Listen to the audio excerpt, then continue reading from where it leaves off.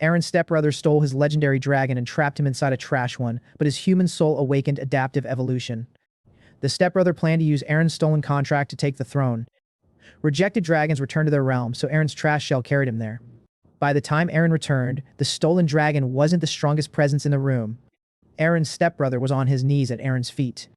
3 of the strongest dragon women were arguing over who would marry Aaron. It began when Aaron's summoning circle erupted before the court. A legendary dragon descended and chose Aaron. Aaron's stepbrother triggered a soul switch he had prepared in advance. Aaron's body fell while his stepbrother stole the contract. Aaron woke inside a malformed dragon shell with weak wings and cracked horns. Aaron's stepbrother pointed at him. "Throw that failed dragon away." The court laughed as the shell vanished. Far above the mortal realm, divine voices stopped Aaron's falling soul between worlds. That soul is human, and his original body is already severed. Then rebuild the shell and compensate him. A blue screen opened. Adaptive evolution granted. Complete meaningful quests and receive rewards. The stolen contract would settle in 30 days. After that, Aaron's body, dragon, and throne would belong to his stepbrother forever. Aaron didn't beg when the darkness released him among laughing humanoid dragons. Aaron's first evolution path appeared before them, stable dragonkin locked. His palms hit warm stone. Crooked horns framed his vision. Weak wings dragged behind him. Hundreds of uniformed dragons had stopped in the bright university courtyard to stare. A blue panel opened. New quest. Register as a dragon. Reward. Level up. 3 women stood nearest the crater. The violet-haired one carried books. The platinum-haired one watched his wings. The red-haired one wore a gold clan seal. The violet-haired woman stepped closer. "Are you lost?" "Yes." "Registration closes before first bow." He pushed himself upright. "Then point me toward registration." She adjusted her books. "I'm Kaya Ven." She started toward the largest archway. The other 2 followed. He tried folding his wings while they walked. The right one struck Kaya's books. He caught the last book before it hit the ground. "Sorry." Kaya took it back. "You're having a strange morning. You have no idea." The registration clerk looked past him for an escort. "Lineage documents. None. Clan record. None." His hand left the crystal. "Then you can't be processed." Kaya tapped the rule plate on his desk. "Every university-age dragon found inside the capital district must be tested before refusal." "He's not a resident." "He's standing inside the district." The clerk looked at Aaron's horns and damaged wings. "He's still not eligible." The red-haired woman placed her gold clan seal beside the crystal. "If the crystal rejects him, your problem ends." The clerk recognized the seal. He stepped aside. He placed his palm on the crystal. Cold light moved through his arm. The crystal turned white, then blue, then clear. A result appeared above the desk. Registration accepted. Bloodline unresolved. Origin unverified. The clerk checked it twice. Students in the next line leaned closer. Kaya watched him instead of the result. The system chimed. Quest complete. Level 1 increased to level 2. Heat moved through his legs and spine. The shaking stopped. A torn scale line along his wrist tightened. The clerk opened the name field. Name. Aaron Vale. The crystal printed it beneath the unresolved bloodline result. The platinum-haired woman finally introduced herself as Jorah Met. The red-haired heiress touched her clan seal. Xena Rask. For the first time since Aaron's stepbrother Darian tore his soul out, a world had recorded his name instead of erasing it. The classroom doors were already closing when Kaya pulled him through them. He took the last open seat. Rook Varen sat 2 rows behind him with dark auburn hair, bronze-trimmed sleeves, and the relaxed look of someone used to winning. Their instructor called names from a floating roster. When Aaron's name came up, the room went quieter than he expected. Aaron Vale. He raised a hand. Bloodline unresolved. A few whispers moved behind him. The instructor kept going. Home territory? The capital. Someone snorted. Then half the room laughed. He looked around. What? Rook leaned back in his chair. The capital? He pointed at Aaron's plain blue tag. Royal blood goes to Crownwing, genius. Crownwing. He had never heard the name before. That seemed to make Kaya more interested than the joke. Rook kept going. So which is it? Are you secretly a prince, or did you hit your head when you fell into the courtyard? Aaron almost told him he was a prince. That sounded like the fastest possible way to make the situation worse. The capital is where I came from. Rook smiled. Of course! The class laughed again. Kaya didn't laugh. She watched him like he had answered a different question than everyone else heard. The instructor closed the roster. Save the bloodline arguments for the assessment field. The classroom doors opened. Students stood in a wave of horns, wings, and tails. He followed them outside. The athletics grounds stretched across a green terrace below the towers. Floating score crystals hung above stone-strength pillars, sprint lanes, jump circles, and a throwing field marked by silver posts. Rook passed him on the stairs. Try not to break anything. He glanced at Aaron's uneven horns. Beside yourself. A blue panel opened before he reached the grass. New quest. Prove the vessel. Finish one physical assessment above your expected class. Reward, level up. He looked at the first strength pillar. That sounded better than flying. Students took turns gripping a horizontal iron handle embedded in the stone. The crystal above it measured force and flashed a rank. Rook went before him. Bronze light moved under the scales on Rook's forearms. The pillar groaned. His score rose high enough to draw cheers from his friends. He stepped away and nodded toward him. Your turn, Capital Prince. He wrapped both hands around the handle. Most of the dragons had planted their feet wide and pulled with their backs. That felt wrong. He lowered his center of gravity, locked his hips, and pulled the way his old combat instructor had taught him. The pillar jumped. The score crystal flashed. Then it cleared itself and measured again. The second result came back higher. Nobody laughed. Rook's smile disappeared first. The field instructor walked over. Again. Aaron pulled again. Same result. Jorah folded her arms. That body should not be producing that force. I'll take that as good news. It wasn't a compliment. It can be both. The system chimed. Quest condition met. The instructor wasn't finished. He shoved a weighted training ball toward him. Throw. The thing was heavier than it looked. He turned once, drove from the ground, and released. The ball passed the nearest markers. Then the middle ones. Then the last silver post. Two assistants ducked as it hit the far grass and rolled toward the wall. Kaya covered her mouth. Xena's eyes narrowed. Rook said nothing. The sprint went the same way. So did the standing jump. He was just very good at telling a body exactly where to put its strength. The blue panel opened after he landed. Quest complete. Level 2 increased to level 3. Physical ability increased. His heartbeat settled faster than it should have. The weak ache in his legs faded. Rook looked from the score crystal to Aaron. You've been hiding your bloodline. I don't know my bloodline. That's not an answer. It's the one the crystal gave you. The instructor blew a whistle before he could respond. Students turned toward the tower at the edge of the field. Silver rings floated in a wide spiral above it. Ground assessment complete. The instructor pointed up. Open your wings. Every student around him did. He looked over his shoulder at his. Neither wing moved. The field instructor pointed at the first floating ring. Basic circuit. A line of students stepped onto the launch ledge. Wings opened around him in practice motions. His finally moved when he concentrated on them hard enough. That should have worried him more than it did. Jorah walked past, stopped, then backed up. Have you ever flown? He looked at the ring. Not like this. Her violet eyes narrowed. What other kind is there? Long story. Rook heard him. Apparently, the capital teaches secret ground dragons now. A few students laughed. The instructor waved him onto the ledge before he could answer. He set one foot against the stone. The drop below wasn't deadly. That was the nicest thing he could say about it. The student before him jumped. His wings opened before his feet left the ledge. His body tilted. His tail corrected. He passed through the first ring without looking at it. Then the second. Then the third. He wasn't thinking. That was the problem. He stepped off. His wings opened late. The left one caught air. The right one twisted. His body rolled sideways. He corrected with his shoulders. That made it worse.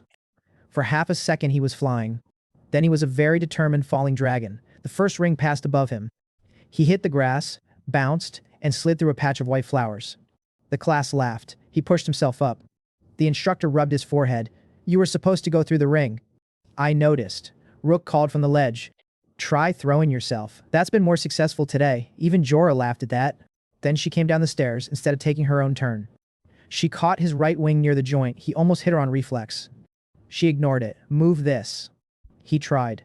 The outer half twitched. Now fold it. He concentrated again. The wing folded in 3 distinct movements. Jorah's expression stopped being amused. That should be automatic. Mine isn't automatic. No dragon thinks through every joint. I do. Kaya had reached them by then. She looked at Jorah. Then, at him. Neither of them said what they were thinking. He brushed grass off his face. Great. Every dragon in the world had apparently received instructions for wings except him. The bell rang over the field. Students poured back toward the towers. Kaya matched his pace. You really have never flown. That's becoming difficult to deny. The magic classroom gave him a different problem. A blue flame floated over the instructor's palm. Most students copied it before he finished showing the pattern. A blue panel opened. New quest. Complete a basic dragon spell. Reward. Mana increase. He followed the visible shape. Nothing happened. The instructor stopped beside him. You reversed the release. He studied the mana flow again. The others were casting by instinct. He had none, so he rebuilt the spell as a sequence. Pressure first, stability second, release last. A clean blue flame appeared over his hand. The instructor changed one corner of the rune. What breaks? Nobody answered. The altered line made the route longer, but the outer loop still closed. It still works, Rook laughed once. The instructor stepped aside. Show us. He fed mana into the changed pattern. The flame bent, flickered, then stabilized. Quest complete. Mana increased. The instructor looked from the spell to his wings. You can't complete a beginner flight ring. I noticed. But you corrected a first-year spell by looking at it. Kaya didn't laugh with the class. She watched him like the contradiction had become evidence. After class, he slipped behind an equipment tower and opened the larger system panel. A second page unfolded. Evolution Ledger, Stable Dragonkin, locked. Part of the requirement list remained blurred. A book struck the stone behind him. Kaya stood at the corner of the tower. Her eyes were fixed on the blue page. He closed it too late. What was that? The Evolution Ledger. She stepped closer. What's an Evolution Ledger? He looked at her. You don't have one? Concern replaced surprise. Dragons don't choose their evolutions. How do they change? We grow through our bloodline. She touched one horn ridge. We molt when the next stage comes. She pointed at his screen. That's a list telling you what to become. Neither of them liked what that implied. Kaya looked at his wings, then the courtyard where she had found him. Then the plain student tag clipped to his coat. You didn't know Crownwing, no? And you don't know what a molt feels like. I know the word. That wasn't the question. He closed the ledger. Kaya picked up her book. I'm not reporting you. Why? Because I still don't know what you are. She held his gaze. But you asked for help before you tried to fool me. That was more trust than he had earned. It was enough for now. The blue panel reopened without him touching it. Warning. Foreign ritual residue detected. The system classified it as a black-red foreign sigil. The words pulsed once. A thin, black-red mark flashed beneath the scales near his wrist. He grabbed his arm. For one heartbeat, he was back in the royal court. Darian's hand was raised. The forbidden circle beneath his feet was breaking. A black-red line had flashed under the gold before his soul tore free.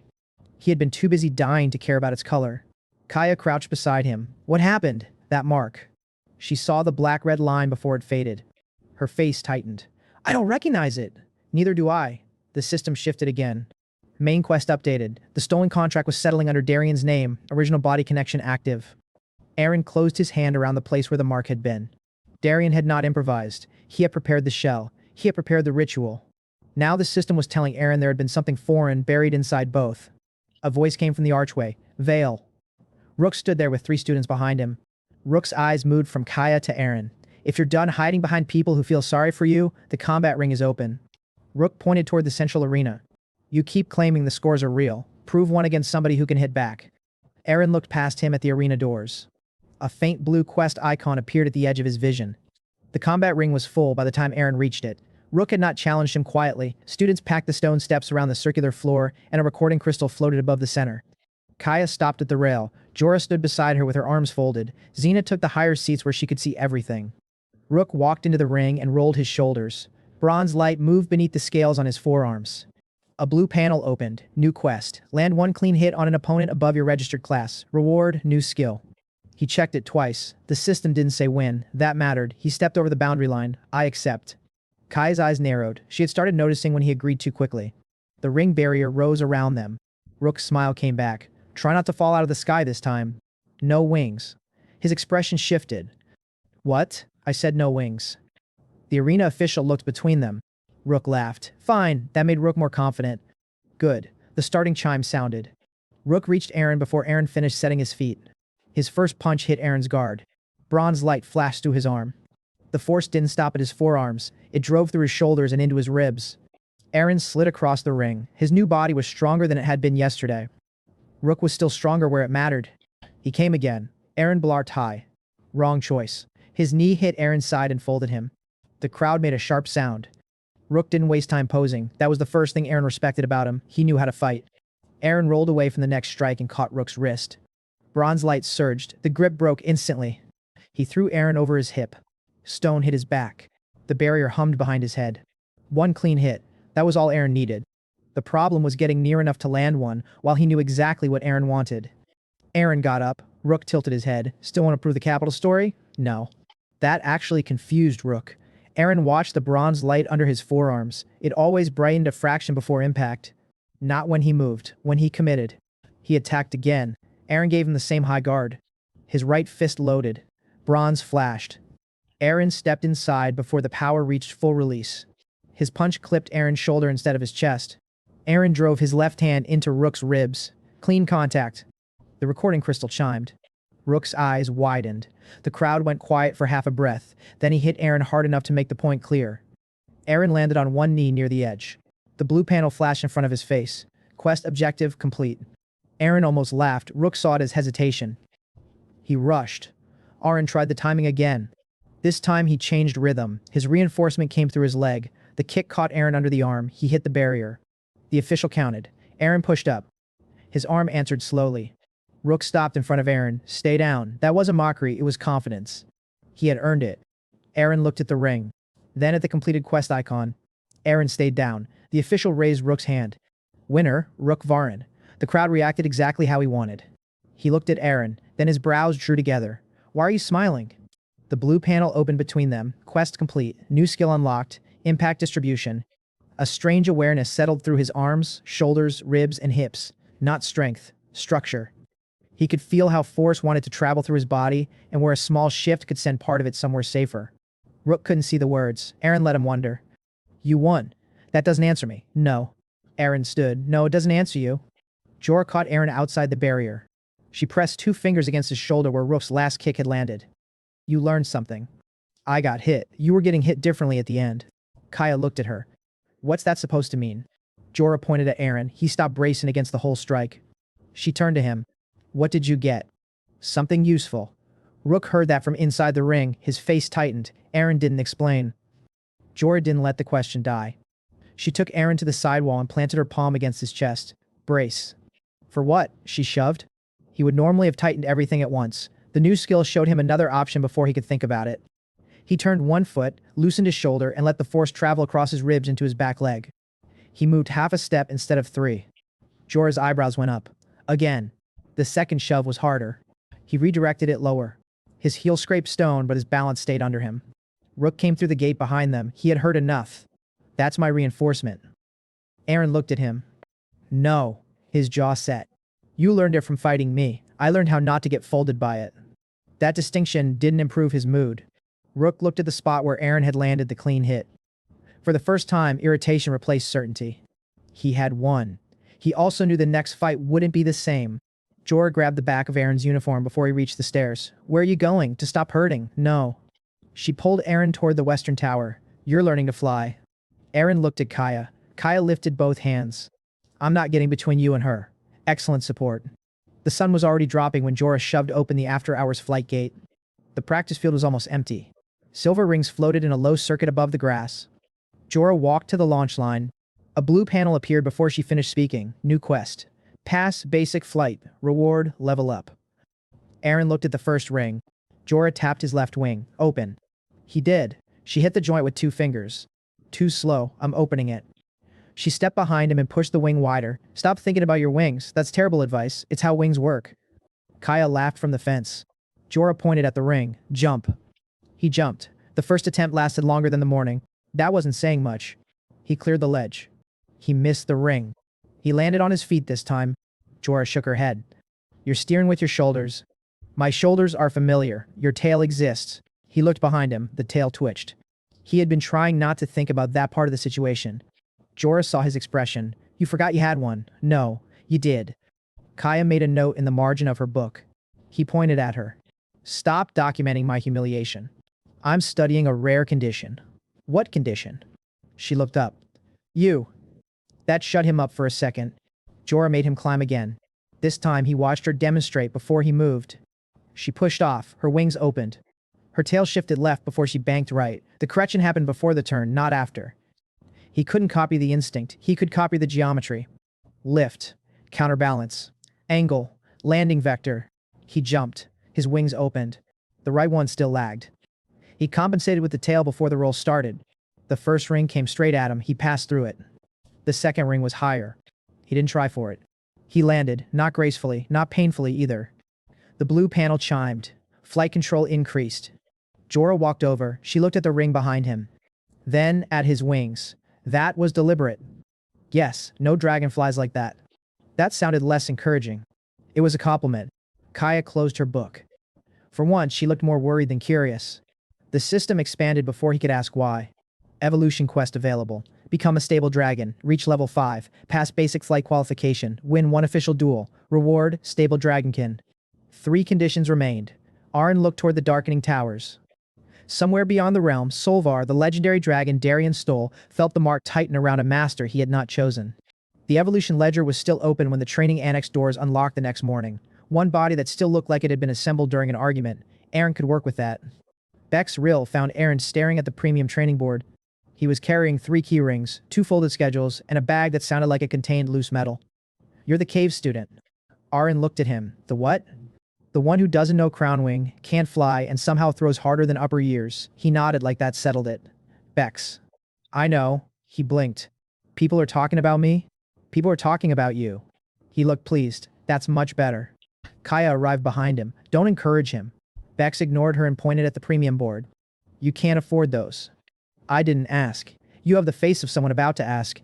Xena's earlier clothes probably cost more than every training slot on the wall.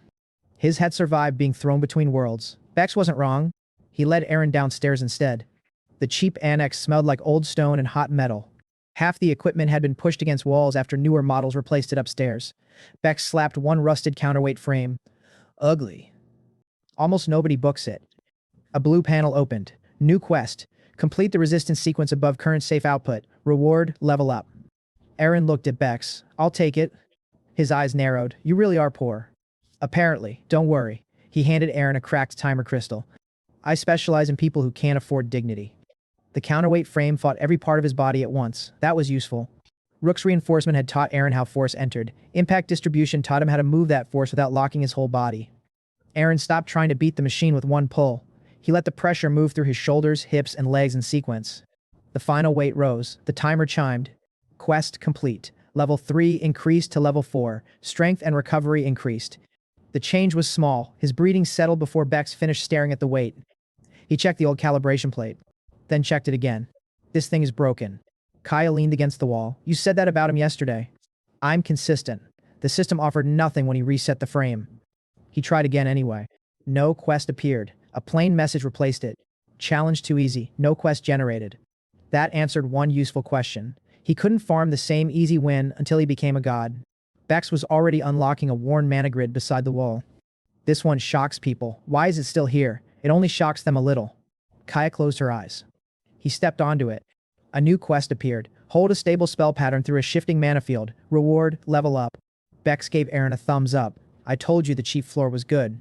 The grid changed pressure every few breaths. Most dragons would have relied on instinct to keep a spell stable. He didn't have that luxury.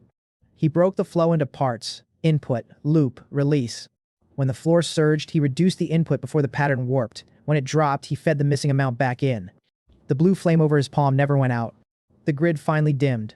Quest complete. Level 4 increased to level 5. Level cap reached. His body warmed. Then the warmth stopped.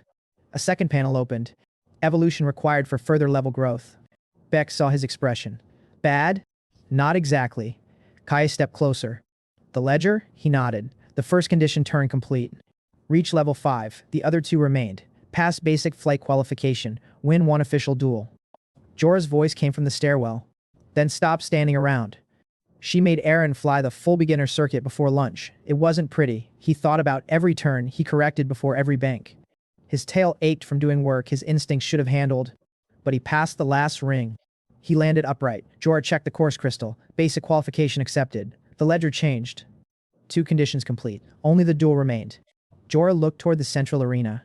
You know who's already waiting. Of course he did. Rook had registered the rematch before Aaron reached the desk. This time, the ring had an official recorder. Senior Warden Evan Kaur stood beside it in slate robes with a narrow metal badge across his chest. His gray hair made him look older than anyone else on the field. His eyes made him look less patient. He checked Aaron's registration crystal, bloodline unresolved. Yes. Recent physical anomaly. Apparently. Recent magical anomaly. Also apparently. Rook stepped into the ring. Can we fight before he becomes another report? Evan looked at him. Rook stopped talking. Aaron liked Evan immediately. The official rules appeared over the floor. No outside assistance, no lethal techniques, ring out or incapacity ended the match. Rook rolled his neck. The first fight had no rules to hide behind.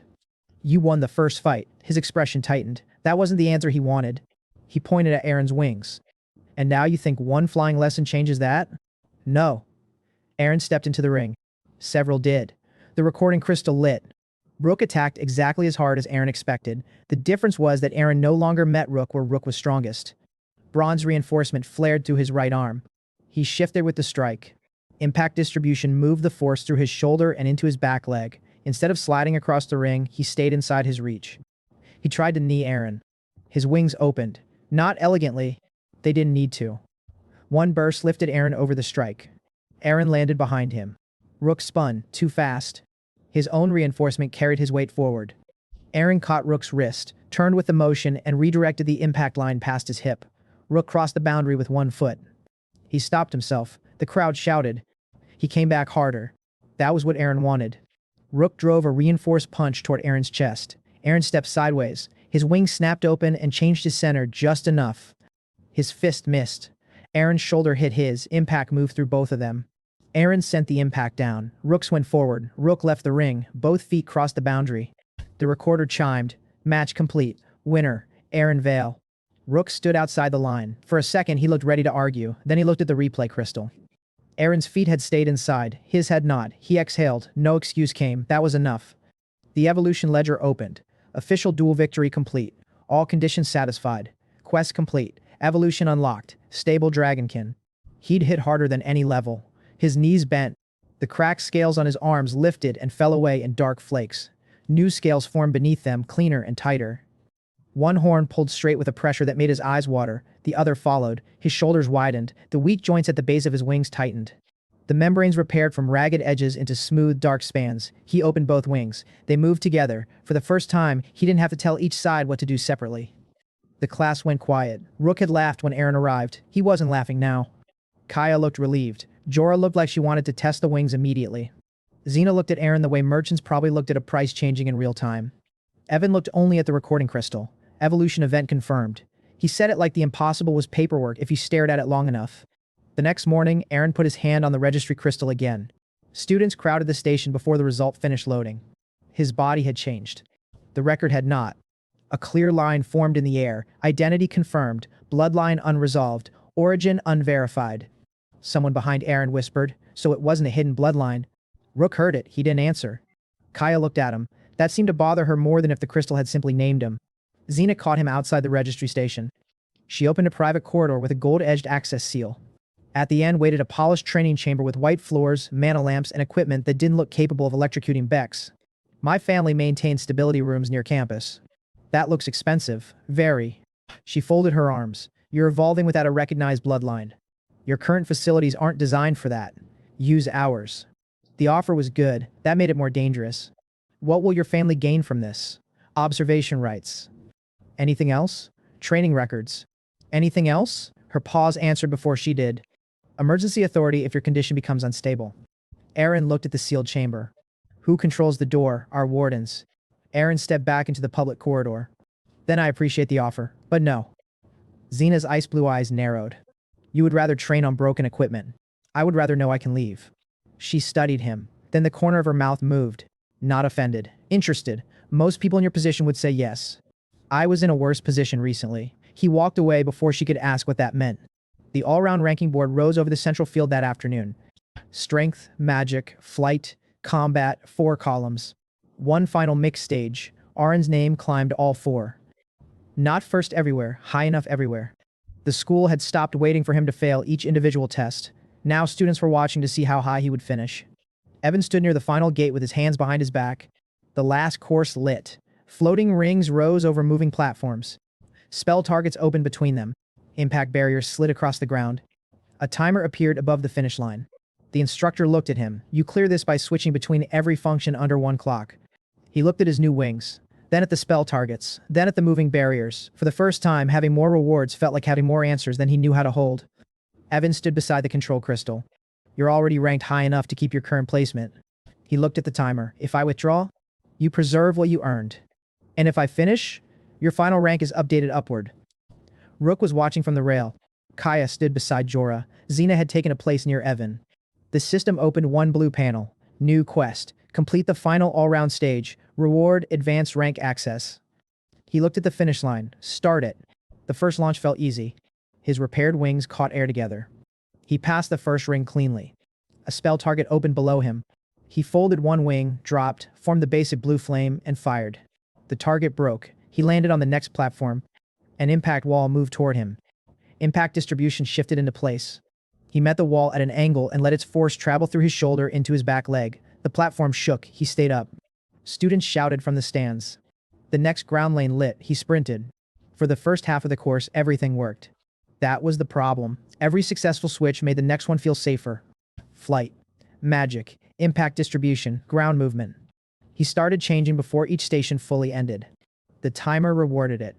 His split time dropped. A second spell target opened while he was still airborne. He cast before his wings finished the turn. Mana pulled through his chest. The left wing dipped. He corrected with his tail. The spell still hit. The crowd got louder. Jorah stayed quiet. Eren. He heard her from the rail. Slow the switches. The next barrier moved. He landed into impact distribution before his mana had settled. A sharp pressure ran through his ribs. The skill caught force that wasn't there yet. His balance shifted backward. He recovered. The timer flashed a better number. That felt like proof he could keep going. Kaya shouted next. Your aura is flickering. He looked at his hands. Blue mana shook along his fingers. The next ring was already moving. He jumped. His wings opened. The right one responded. The left hesitated. Not like before. This was different. He had told the body to fly while the last defensive pattern was still releasing through his shoulder. The signals collided. He dropped through the bottom of the ring. He caught air before hitting the platform. Penalty light flashed. Still valid. Still moving. The finish line was nearby. Evan's voice came through the arena. Withdraw now. Eren looked toward him. You retain the current score. The system quest remained active. The final sequence waited ahead. One flight ring, one spell target, one moving impact gate, then the finish. He had already crossed harder things. That was what he told himself. I can finish. He launched again. Jorah hit the rail with one hand. Stop. He should have listened. The ring turned sideways. He opened both wings and pushed mana into the spell at the same time. The spell formed too early. Heat surged into his shoulder. Impact distribution reacted to the internal pressure like it was an incoming strike. The force routed down his right side. His right wing snapped wider, his left folded. The world rotated. He missed the ring. The spell struck the barrier. The barrier rebounded. He hit it shoulder first. Impact distribution fired again. This time there was nowhere clean to send the force. His body threw it into his legs. He lost the platform. The ground came up fast. He hit the arena floor and rolled beneath the final gate. The timer stopped. A red line appeared above the course. Objective failed. Nobody cheered. That was worse than laughter. He lay there for a second and listened to the barrier motors shut down. His new wings hurt. Nothing felt broken. His pride was less fortunate. The blue panel opened over him. Quest failed. Reward lost. Advanced rank access not granted. A second line appeared. New quest. Master what you already have. Jorah reached him first. She grabbed his wrist before he stood. Move the wing. He did. Again, he did. She let go. You're lucky. I know. No. Her face was hard. You don't understand it. Kaya crouched beside them. You saw it happening. I thought I could stabilize it. You thought the finish line would make the problem disappear. That landed because it was true. Rook stood several steps away. He didn't smile at first. Then he looked at the failed board. Guess the new body still has limits. His voice was quieter than his old jokes. He pushed himself up. It has limits. That answer took some of the satisfaction out of him. He wasn't interested in pretending otherwise. Xena came down from the official platform. This is exactly why I offered a stability chamber. Eren looked at her. She wasn't gloating. That made the point sharper. You were right about the risk. Her eyebrows lifted slightly. I didn't expect you to say that. I can be wrong without becoming property. She almost smiled. Still difficult. Consistently. Evan walked onto the course with Eren's score slate in one hand. He checked the failed sequence before looking at Eren. Your earlier results remain valid. Eren waited. Your advanced access stays locked. Jorah's jaw tightened. Evan continued. You demonstrated uncontrolled interaction between active functions. Until you prove stable control under record conditions, your advanced rank privileges are suspended. The words appeared on the public board behind him. Advanced access suspended. Control review required. The entire school could see it. Eren looked at Evan. How long? As long as it takes you to prove the problem is corrected. The system can't clear that for me. No, he handed Eren the slate. Neither can I. That was fair. He hated it anyway. The crowd started moving. Their voices were low. The same students who had watched Eren's name climb all afternoon now had a different story to discuss. Rook walked away with some of his confidence restored. Xena left more slowly, still thinking. Kaya stayed beside him. Jorah stayed too. That mattered. Neither tried to tell him the failure was secretly good. They crossed into the empty practice hall after sunset. Aaron's advanced access seal no longer opened the inner doors. The crystal flashed red when he tried. Jorah pointed at it. Good. He looked at her. You're enjoying this. I'm enjoying the part where the door prevents you from doing something stupid for 10 minutes. Kaya put his score slate on a table. You don't need another skill. Jorah nodded. You need fewer things happening at once. Jorah drew 4 boxes on the back of his score slate. Flight. She tapped the first. Movement. She tapped the second. Magic. Attack. The third was impact distribution. Defense. The last box was empty. She pushed the slate toward him. The course didn't beat you because any one of these was weak. Kaya pointed at the lines between the boxes. You kept changing jobs before the last one finished. He looked at the failed replay reflected in the wall crystal. Every mistake was visible now that the timer was gone. His wing dipped while mana was still moving. His defense triggered while he was trying to accelerate. He had treated every reward like another hand he could use at the same time. The body only had one nervous system. A door opened behind them. Bex walked in holding a stack of old rule sheets. He looked at Aaron's suspended seal. Then at Aaron's face. I heard. Everyone heard. Good. Aaron stared at him. He grinned and held up the papers. Because there's a retry rule nobody uses. Jorah took the top sheet. Her eyes moved down the page.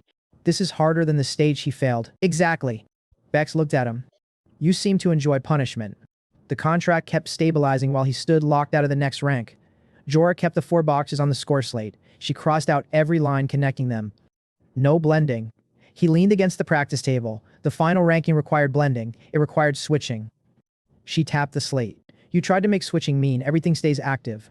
So what do I do? Jorah pointed at the first box. When you fly, fly. She pointed at the second. When you cast, finish the spell. Then the third. When you take a hit, let the skill do that job and stop asking it to help with movement. Kaya folded her arms.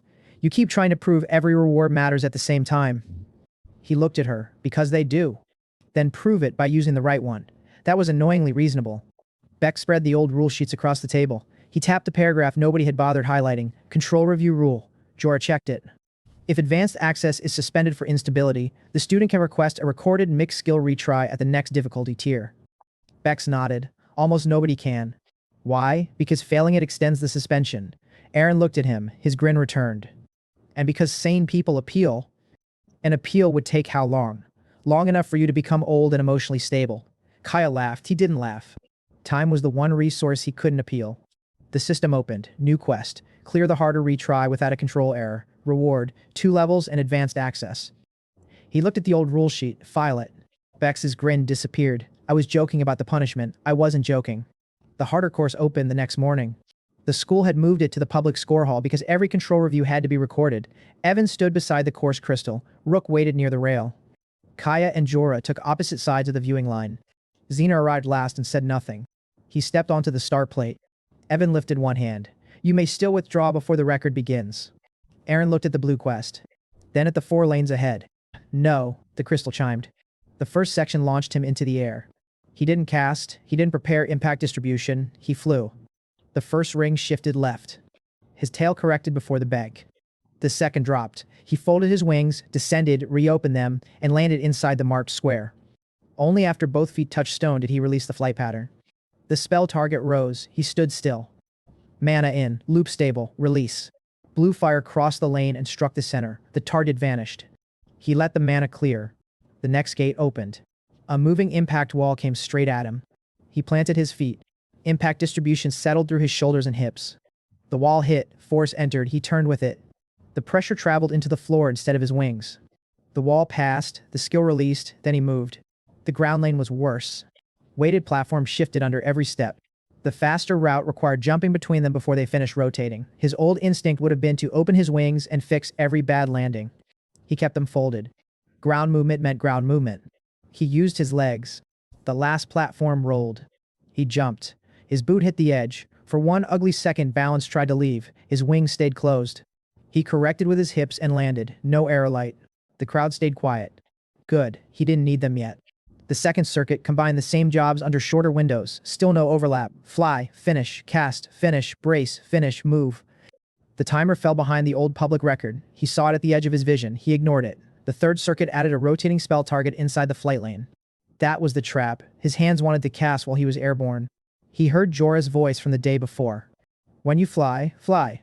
He passed the target, landed, turned, then cast backward through the ring. The flame hit before the target closed. Evan's head lifted, the timer stopped. For half a second, the score hall made no sound. Then the board updated. Control errors, none. Course complete. New public university all-round record. Arn Vale, the number locked. The record seal appeared beside it. Only then did the crowd break. Beck shouted loud enough to embarrass himself. Kaya covered a smile. Jorah didn't smile at all. She looked satisfied, which from her was louder. Evan walked to the board and pressed his badge against the seal. Verified. The word echoed through the hall. Rook stood near the rail. A student beside him muttered something about the course being built differently. Rook looked at the replay, then at the sealed record. No. The student turned. Rook's jaw tightened. It was clean. He didn't look at Aaron when he said it. He didn't need to. That admission traveled farther than another argument would have. The system opened. Quest complete. 2 levels gained. Advanced access restored. His suspended seal warmed against his chest. The red line disappeared. The inner training doors unlocked across the campus network. He was stronger. More importantly, he knew why he had failed. The 2 levels didn't trigger another evolution. That mattered. Heat moved through the stable dragonkin frame and stopped there. His wings felt less heavy at the joints. The ache from yesterday's crash eased. The system gave him exactly what the quest promised and nothing more. Kaya noticed him flexing one hand. Another change? 2 levels. Bex leaned closer like the number might be written on Aaron's face. So you can throw the strength pillar farther now? I'm not throwing the pillar. You could probably get a quest for it. No. Jorah walked past them toward the roster platform. Good. Aaron looked at her. Good what? You finally heard the word no before trying it. Kaya laughed. Even Evan's mouth moved slightly before he turned away. Evan handed Aaron's score slate back. You changed the method. Yes. Keep changing it when the evidence says you're wrong. That was the closest thing to praise Aaron expected from him. Aaron clipped the slate to his belt. The advanced field team roster opened outside the hall. Names moved across a large crystal board as captains confirmed selections. Jorah stepped onto the platform. Several students in sponsor-trimmed uniforms gathered around her. One pointed at Aaron's name. You can't be serious. Jorah didn't look at him. I am serious. He was suspended yesterday. He set the control record today. His bloodline is unresolved. Jorah finally turned. So? The student lowered his voice. Our sponsors won't approve an unstable unknown on an advanced team. Jorah reached up and touched the roster crystal. Aaron's name moved beneath hers. Confirmed. The platform went quiet. He looked at her. You know they're going to complain. They already are. Why me? Jorah glanced at the score hall behind them. Because you failed in public. That wasn't the answer Aaron expected. She continued. And then you changed how you fought instead of blaming the course. She tapped Aaron's name. I can work with that. Kaya came up beside Aaron. Bex followed with the expression of someone who had personally invented the result. Rook stayed near the stairs. He didn't congratulate Aaron. He also didn't laugh. For now, that was progress. A gold notice flashed over the roster board. Shared premium training access review. The line beneath it loaded slowly. Applicant Aaron Vale. Status denied. Reason unresolved bloodline liability. Sponsor authority Crownwing affiliated. Jorah checked it over his shoulder. Her expression hardened. Bex stopped smiling. They couldn't erase the record. So, somebody had decided to shut the next door. The premium facility stood behind white stone gates above the public campus. His field team badge opened the first gate. The second stayed shut. A clerk checked his slate.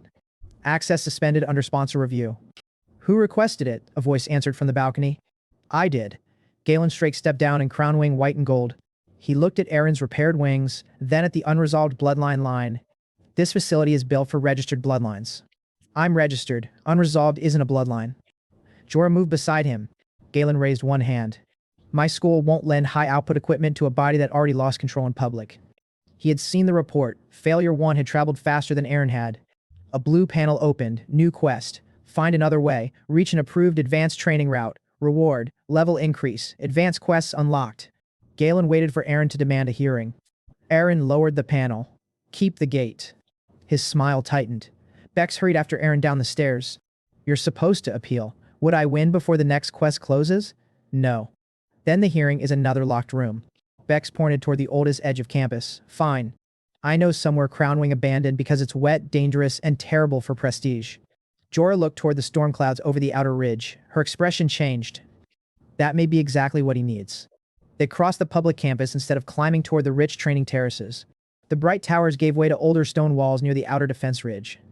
Grass grew through cracks in the paths. Half the training markers were stained by weather. The building at the end looked like a fort that some had forgotten to demolish. A rusted sign hung over the door, Public Defense Course. Jorah stopped. No, Bex spread his hands. You haven't even seen it. I have. That ruins my presentation. She looked at Aaron. This course is where the university sends people who need emergency field clearance. That sounds useful. It's miserable. That also sounds useful. Bex pulled a ring of old access keys from his belt. Premium students hate this place because nothing here adjusts itself to make them look good. He unlocked the door. A gust hit them hard enough to push him backward. Aaron caught his coat before he fell off the step. He straightened like that had been planned. Exactly. What am I looking at? Bad weather, broken terrain, rescue loads, moving targets, and instructors who think pain builds character. Jorah stared into the course. Rain moved sideways across a field of rotating stone platforms. Weighted rescue dummies hung beneath cables over a flooded trench. A set of aerial rings kept changing height with the gusts. Her expression changed. This is better. Bex looked offended. Better than the premium facility? For him, she pointed at Aaron. The premium course stabilizes the air. He watched one ring jerk sideways in a gust. This one never stabilizes the air. Exactly. Great. The access terminal barely recognized Bex's key. Then Aaron's field team badge flashed. Approved. The blue panel opened again. Quest complete. Level increased. Advanced quests unlocked. The course didn't become easier. His body did. Jorah threw Aaron into the crosswind first. That wasn't a metaphor. She put one palm between his shoulders and shoved him off a stone platform. He opened his wings too early. A crosswind caught the left one. The old Aaron would have spun. He folded the wing, dropped under the gust, and reopened both lower. His boots hit the next platform, not graceful, still standing. Jorah pointed at the next ring, again. The rain hit his face. Do you ever say good job when it's good? Bex shouted from under a roof. That was good to me. You're not the instructor. I'm the one staying dry. He had a point. The first advanced quest appeared after the third circuit. Carry a rescue load through moving terrain without dropping below safe altitude. Reward. Wing endurance increased. Aaron looked at the weighted dummy hanging under the platform. Jorah looked at Aaron. He looked back. No throwing it. I wasn't going to throw it. You considered it. For efficiency. That's still throwing it. The dummy weighed more than Kaya. The course didn't care. Aaron hooked the harness across his shoulders and stepped into open air. A gust pulled the load sideways. His first turn failed. He hit a stone marker with one knee and nearly dumped the dummy into the trench. No reward. The second run lasted longer. The third reached the far tower. The blue screen appeared while he was still breathing hard. Quest complete. Wing endurance increased. He flexed one wing. The ache remained. The shaking stopped. 2 students had stopped outside the fence, then 4. By sunset there were 12. Most had cheap public uniforms and no sponsor crests. One of them called to Bex. Is this course actually open? Bex looked at Aaron. He shrugged. It's approved. That was enough. The next student scanned in. Then another. The place Crownwing had left to rot started filling with people. Kaya arrived with a stack of books under one arm. She stopped at the sight of the line. What happened? Crownwing helped. Jorah answered before he could. Kaya looked at the storm course. Then at his soaked clothes. Then at the students copying his route. I don't think they meant to. Most useful help is accidental. Bex pointed at Aaron. Don't encourage him. Kaya walked closer. Her eyes moved over his wings. You're stronger again. Level reward. From this? From finding an approved route. She stared toward the locked premium towers in the distance. They shut a door and your system rewarded you for walking around it. Basically, that sounds unfair. Aaron thought about Darian. It is unfair. The course bell rang. A new notice formed over the central tower. Advanced field qualification accepted. Eligible event. University survival exam. Jorah looked up. That's what we needed. Bex went pale. That's not what I needed. You're not going. Thank every god with paperwork. The blue panel shifted. New quest available. Complete the advanced survival exam. Reward. Level increase. Evolution progress. He closed the screen. Across the field, more public students were still entering the course. Far beyond the Dragon Realm, Darian stood beside Solvar inside a red-lit royal roost. A ritualist told him the stolen contract refused to settle. Solvar's white gold crest lifted when Aaron's name was spoken. Darian watched the dragon's amber eyes turn toward an empty wall. Then he placed one hand over the stolen mark. Strengthen it. The ritualist hesitated. The safe schedule hasn't finished. I didn't ask for the safe schedule. Solvar's claws cut shallow lines into the stone. Darian didn't step back. Stop waiting for it to accept me. He looked at the seal burning around his wrist. Make it. The vision snapped away. Rain struck Aaron's face again. The survival exam opened into a whole valley. Floating route crystals marked forests, ravines, monster zones, broken bridges, and rescue sites. Every result fed one active board. Evan raised the map above the launch platforms. Objectives decide the score. Combat icons lit first, then recovery and rescue routes. Cross a restricted boundary and your team is removed. His eyes found Aaron. Bravery can't cancel rules. Jorah checked the airflow. Kaya studied the route board. Bex watched from behind the scoring barrier with a notebook. Rook's team waited on the next platform. The horn sounded. Most teams launched toward the highest combat route. He caught Jorah's wrist before she followed. The mountain lane offered the largest number. It also had the worst crosswinds and the most teams. A lower ravine showed less combat value and more rescue markers.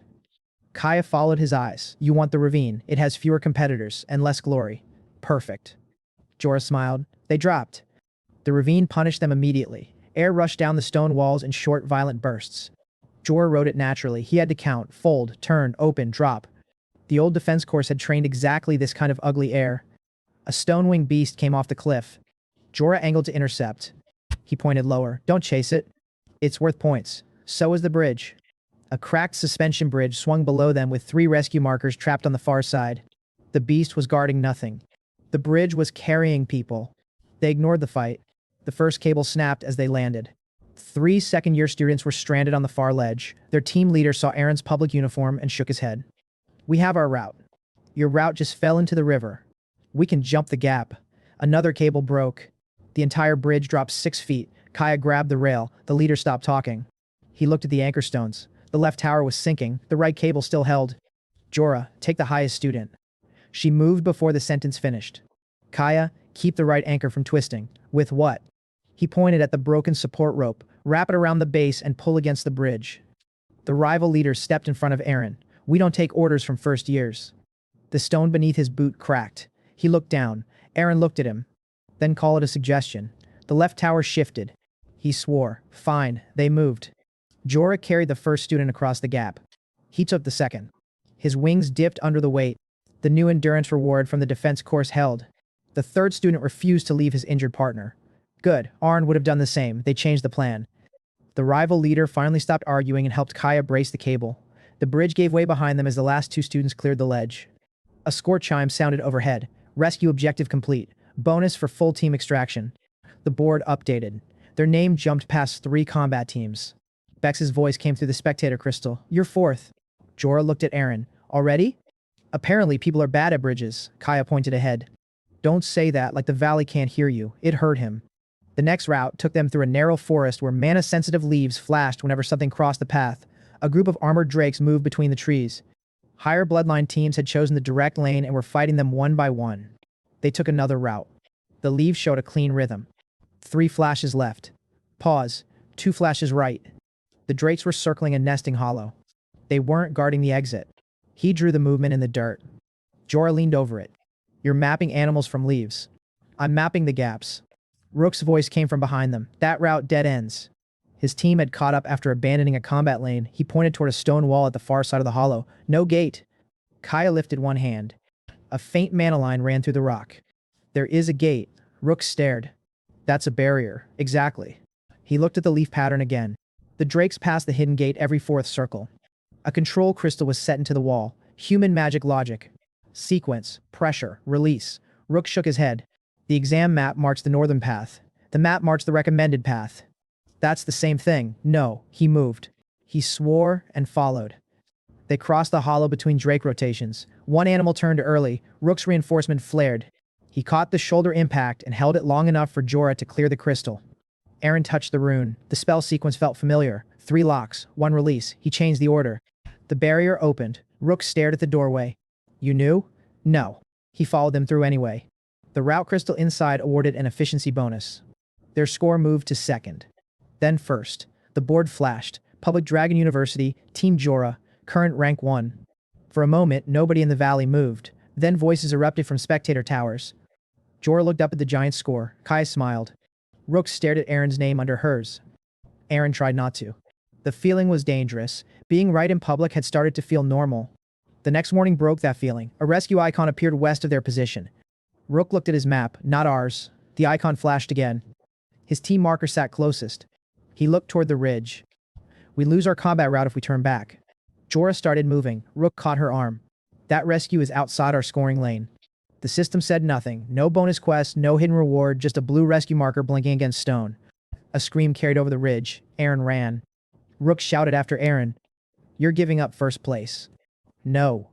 Aaron jumped from the ridge. "We're changing how we keep it." The trap team was pinned under a collapsed arch.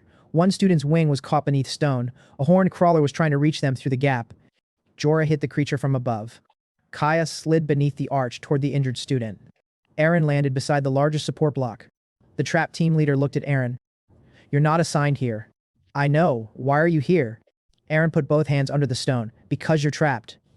Impact distribution spread the load through his shoulders. He lifted. Not enough.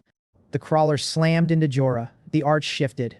Kaya shouted, "Now, Aaron." Aaron changed his stance. Human posture. Dragon strength. One job. Lift. The stone rose. The trapped students dragged their teammate free. Rook arrived just as the arch came down behind them. He stared at the wreckage. Then at his own team. "Move." He picked up the injured student's pack. No argument this time. The rescue score hit before the next ridge. Our combat total dropped. Our rescue score doubled. The weighting updated. Team Jorah remained first. Crowd noise rolled across the valley. Kaya wasn't looking at the board.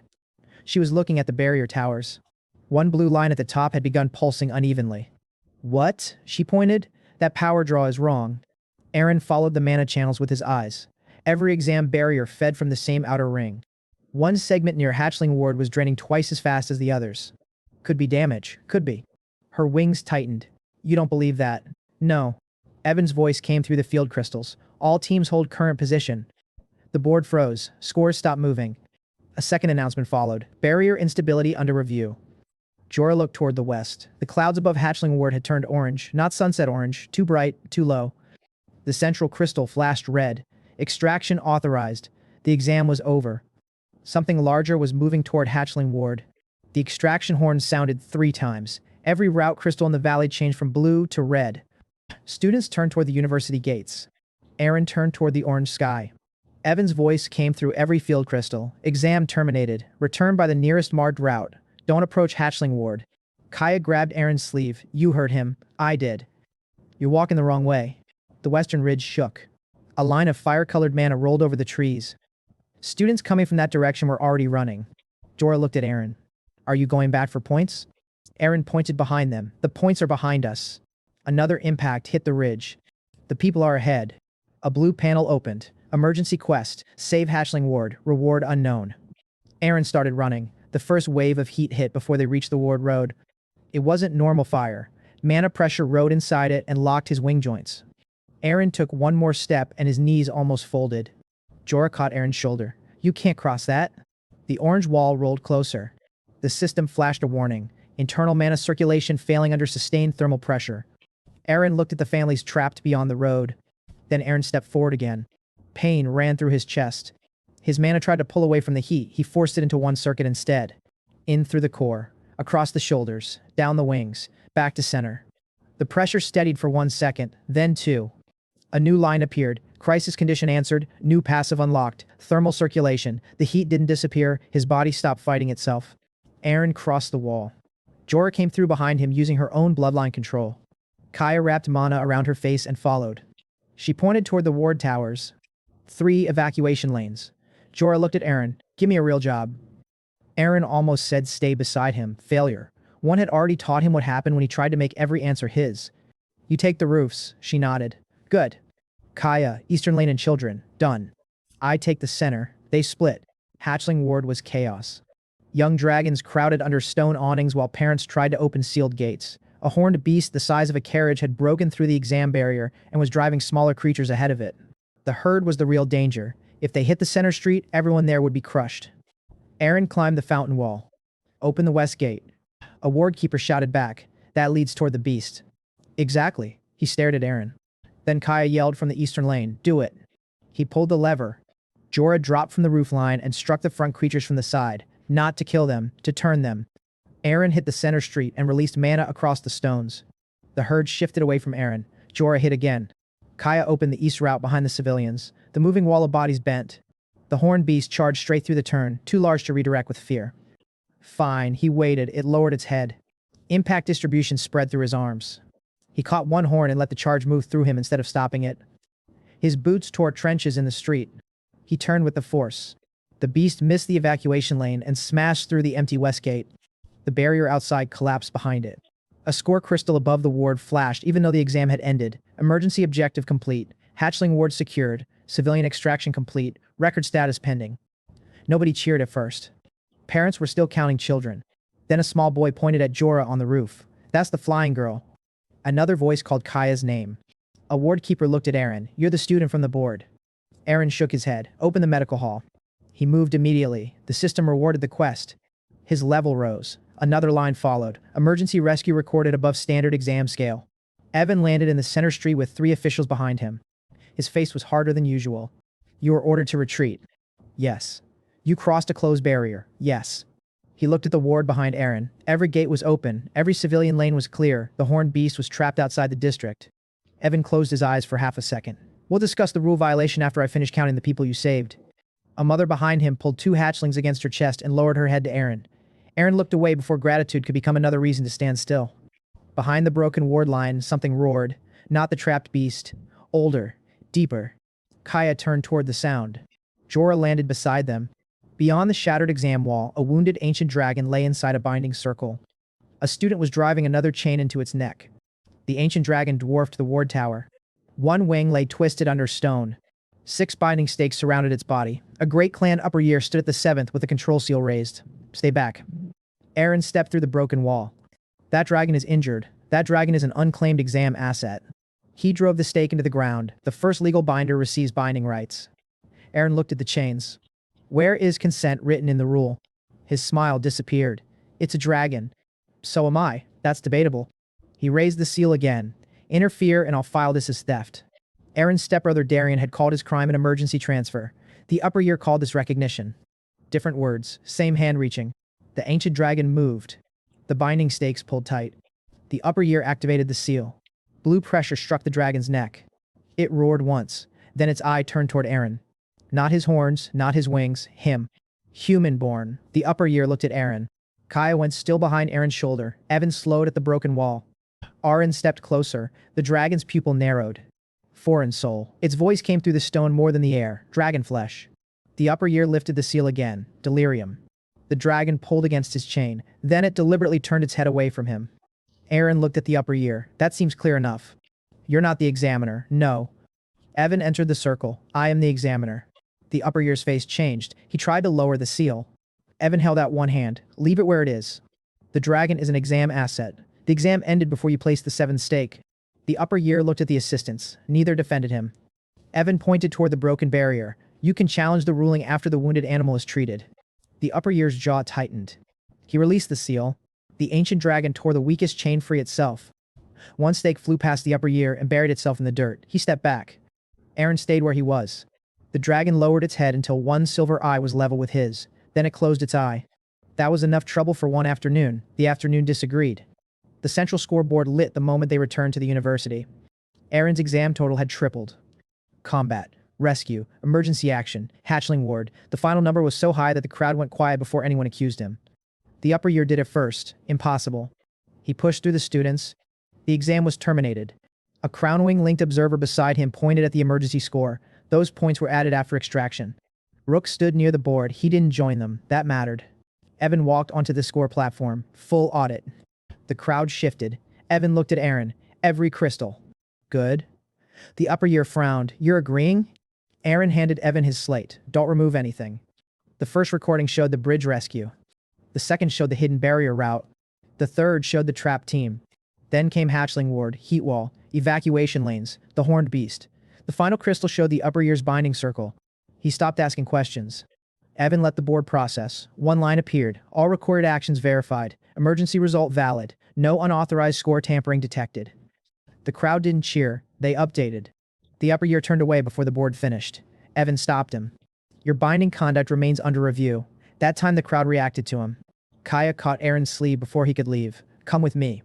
She took him back to the quiet equipment courtyard, where she had first seen the evolution ledger. For once, she didn't start with a question. Kaya counted the contradictions without looking away. You arrived with no records. You claimed the capital without knowing Crownwing. You can fight and cast, but you had to learn how to fold your own wings. She glanced toward the field where the ancient dragon had spoken. Now an ancient dragon calls your soul human-born. Her voice dropped. What were you before this body? The answer had already reached her. Human. Aaron opened the ledger between them. My stepbrother Darian stole my dragon and tore my soul from my original body. The shell was supposed to be disposable. The gods rebuilt it because sending me back would have killed me. Kaya studied the blue screen. So your capital was real? Yes. And you had never owned wings? No. She covered her face. A short laugh escaped. That's your reaction? I spent weeks trying to diagnose the strangest dragon alive. She lowered her hand. You weren't a dragon. I'm now. That's somehow worse. The system opened before he could answer. Evolution quest complete. Noble dragonkin unlocked. Heat moved through his bones. His wings opened without permission. The courtyard suddenly felt too small. Scales along his arms pulled into cleaner lines. His shoulders widened. The horn ridges above his temples lengthened and curved back. The heavier shape around his jaw softened. His wings grew until the tips touched both walls. Kaya took 2 steps back. Her eyes widened. He looked down at his hands, longer fingers, cleaner claws. The blue aura around his skin no longer flickered. It ended. Kaya stared. What? She looked away too quickly. Nothing. That was definitely something. You became less ugly. Thank you. I said less. Students stopped talking when Aaron entered the central hall. The appraisal crystal confirmed the same identity. Bloodline unresolved. Origin unverified. Noble class output accepted. Xena was waiting beside it. Her eyes moved from his face to his wings. Then she handed him a sealed invitation.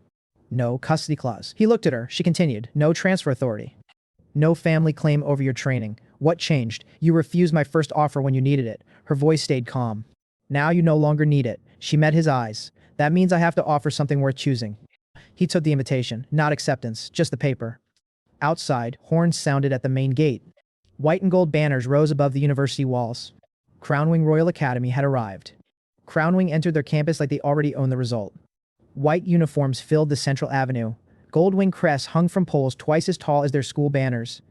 At the front walked Galen Strake. He saw Aaron before Aaron reached the field.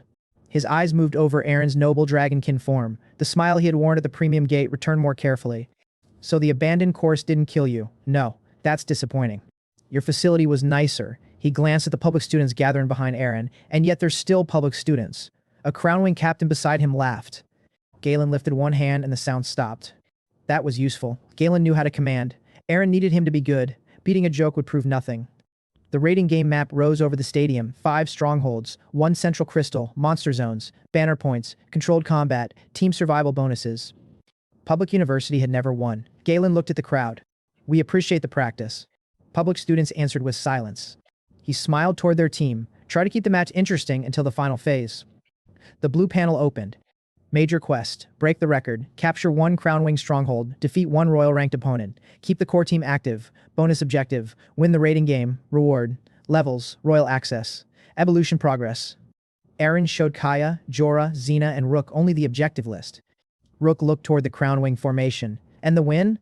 That's what happens if we do the first 3 correctly. Jorah smiled. Good answer.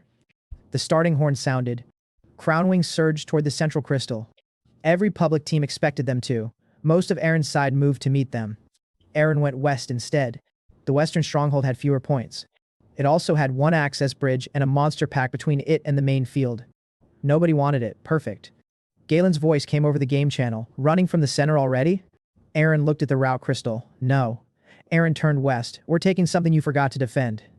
Jorah took the sky. Kaya handled the route markers. Rook stayed at the bridge. Xena held reserve. Aaron moved through the monster lane. The creatures were armored river drakes. Crownwing expected teams to kill them. They didn't need to. Kaya found the feeding channel running beneath the bridge. Aaron broke the gate. Water rushed through. The drakes followed it away from the stronghold. Rook stared. You just bribed monsters with a river. I opened a door. That's not better. The stronghold crystal stood unguarded. A Crownwing scout dove from the tower before Aaron reached it. Jorah clipped his flight line without striking him. Rook planted himself on the bridge and caught the second scout with reinforced shoulders. For once, nobody chased the flashy fight. Kai shouted that the crystal was clear. Aaron touched it. The entire stadium flashed. Stronghold captured. Public Dragon University. First objective complete. The noise from their side hit a second later. Galen stopped moving at the center. He looked west. For the first time since arriving, he wasn't smiling. Far beyond the field, another red light opened. Darian stood inside the royal ritual chamber with Solvar chained between white gold pillars.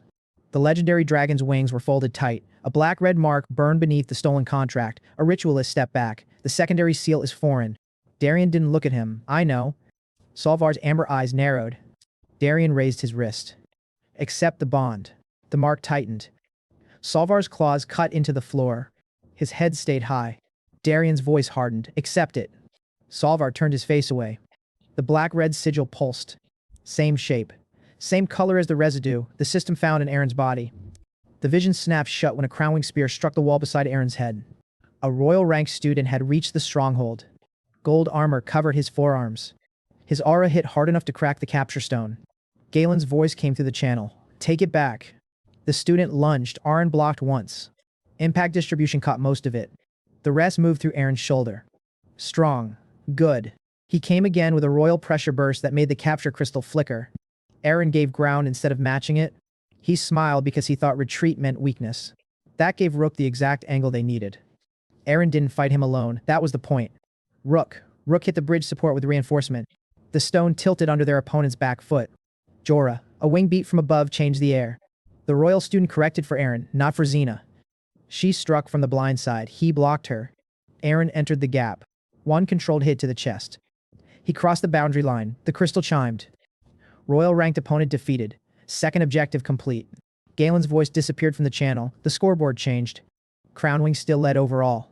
Then Kaya's capture bonus processed. The rescue points from their preserved team status processed. Their stronghold time bonus processed. The board flipped. Public Dragon University, rank 1. Even their own bench stared at it. One public instructor grabbed the rail with both hands. Nobody at Crownwing moved. The stadium didn't understand it immediately. Then the public side erupted. Aaron looked toward the royal observation box. A woman sat behind a silver rail with guards on both sides. The Dragon Queen had not moved during the opening. Now she leaned forward. Who's that student? Evan, standing below her, lifted Aaron's file. Galen looked at the same scoreboard from the central field. His jaw tightened. Then 3 red alerts appeared on Aaron's tactical map. Their stronghold was under attack. The central crystal was opening. Jorah's aerial lane had been cut off. He looked at all 3. He had enough skills to reach everyone. That was the problem. He chose all 3. Hold the stronghold. Jorah's voice snapped through the team channel. That's your role. I can reach the center and come back. Aaron, I'm faster now. He left anyway. The first mistake was small. He used flight control to cut toward the center while keeping impact distribution ready for the Crownwing interceptor behind him. The second mistake arrived when he added mana pressure to open the crystal lane. His left wing lost timing. A blue warning flashed. Skill conflict detected. He ignored it. The center crystal was 10 seconds away. He hit the center platform. A Crownwing fighter met him there. Aaron redirected his first strike. Aaron opened his wings for the second. His mana pattern stuttered. The warning returned. Skill conflict increasing. Aaron saw their stronghold marker flashing behind him. Rook was outnumbered. Aaron pushed more power into his wings. Jorah swore. The Crownwing fighter didn't beat him. His own timing did. Impact distribution activated while he was turning. The redirected force ran through the wing joint he was using to climb. His body twisted. Galen had been waiting for that. He came down from above. 1 gold strike hit the center crystal. Another hit the route behind Aaron. The platform changed color. Crownwing capture in progress. Aaron launched after him. Aaron, stop! Jorah hit him from the side. For 1 stupid second he thought she had attacked him. Then the spear passed through the space where his chest had been. It hit her instead. Her body folded around the impact. Silver and navy wings snapped shut. She fell. Everything in him stopped. He caught her before she hit the stone. The scoreboard kept moving. Crownwing retook the center crystal. Our western stronghold fell. Our advantage vanished. Major quest failed. Team objective lost. Reward withheld. Evolution route locked. The system words were quiet. The crowd answered immediately. Crownwing stands erupted. Public students went silent. Evan was already moving toward them. Kaya landed beside him. Xena covered the approach. Jorah opened her eyes. Pain pulled her face tight. He tried to lift her. She grabbed his wrist. Don't. You're hurt. Yes. Let me get you out. That's not what I mean. A healer reached them. Jorah let them brace her side. Her eyes stayed on him. I told you to hold your roll. I thought I could reach it. I know. I had the speed. I know. I could see every problem. Her grip tightened. That still doesn't make every problem yours. He had no answer. They carried her into the recovery tunnel. He followed. For once, nobody in the crowd shouted Aaron's name. The public scoreboard showed Crownwing ahead again. Our western stronghold icon went gray. The central crystal turned gold. The team's survival bonus vanished beside Jorah's name because she had been removed for treatment. His evolution route remained locked, exactly what he had earned. Rook entered the tunnel last. He looked at Jorah on the healer bench. Then at Eren. He didn't laugh, he didn't gloat, that somehow felt worse. Kaya closed the tunnel door. The noise from the stadium dropped to a dull vibration through the stone. A healer cut away the damaged edge of Jorah's sleeve and pressed a glowing seal over the bruise beneath her ribs. Jorah flinched once and refused the pain draft until she finished speaking. Kaya looked at him. What happened? I tried to do everything. That's what we saw. I had the ability, Xena answered from the wall. You had several abilities. That's not the same thing. Jorah pushed herself upright despite the healer. I don't need you to do my job. He looked at her. She spoke slower. I need you to trust me to do it. The words landed harder than Galen's strike. Xena folded her arms. You keep calling this a team. She looked toward the closed tunnel door. Then stop treating us like extra versions of you. Rook leaned against the wall. He didn't look at Eren. We can lose our own fights. That finally made Eren look at him. He shrugged. It's less insulting than you losing them for us. Failure.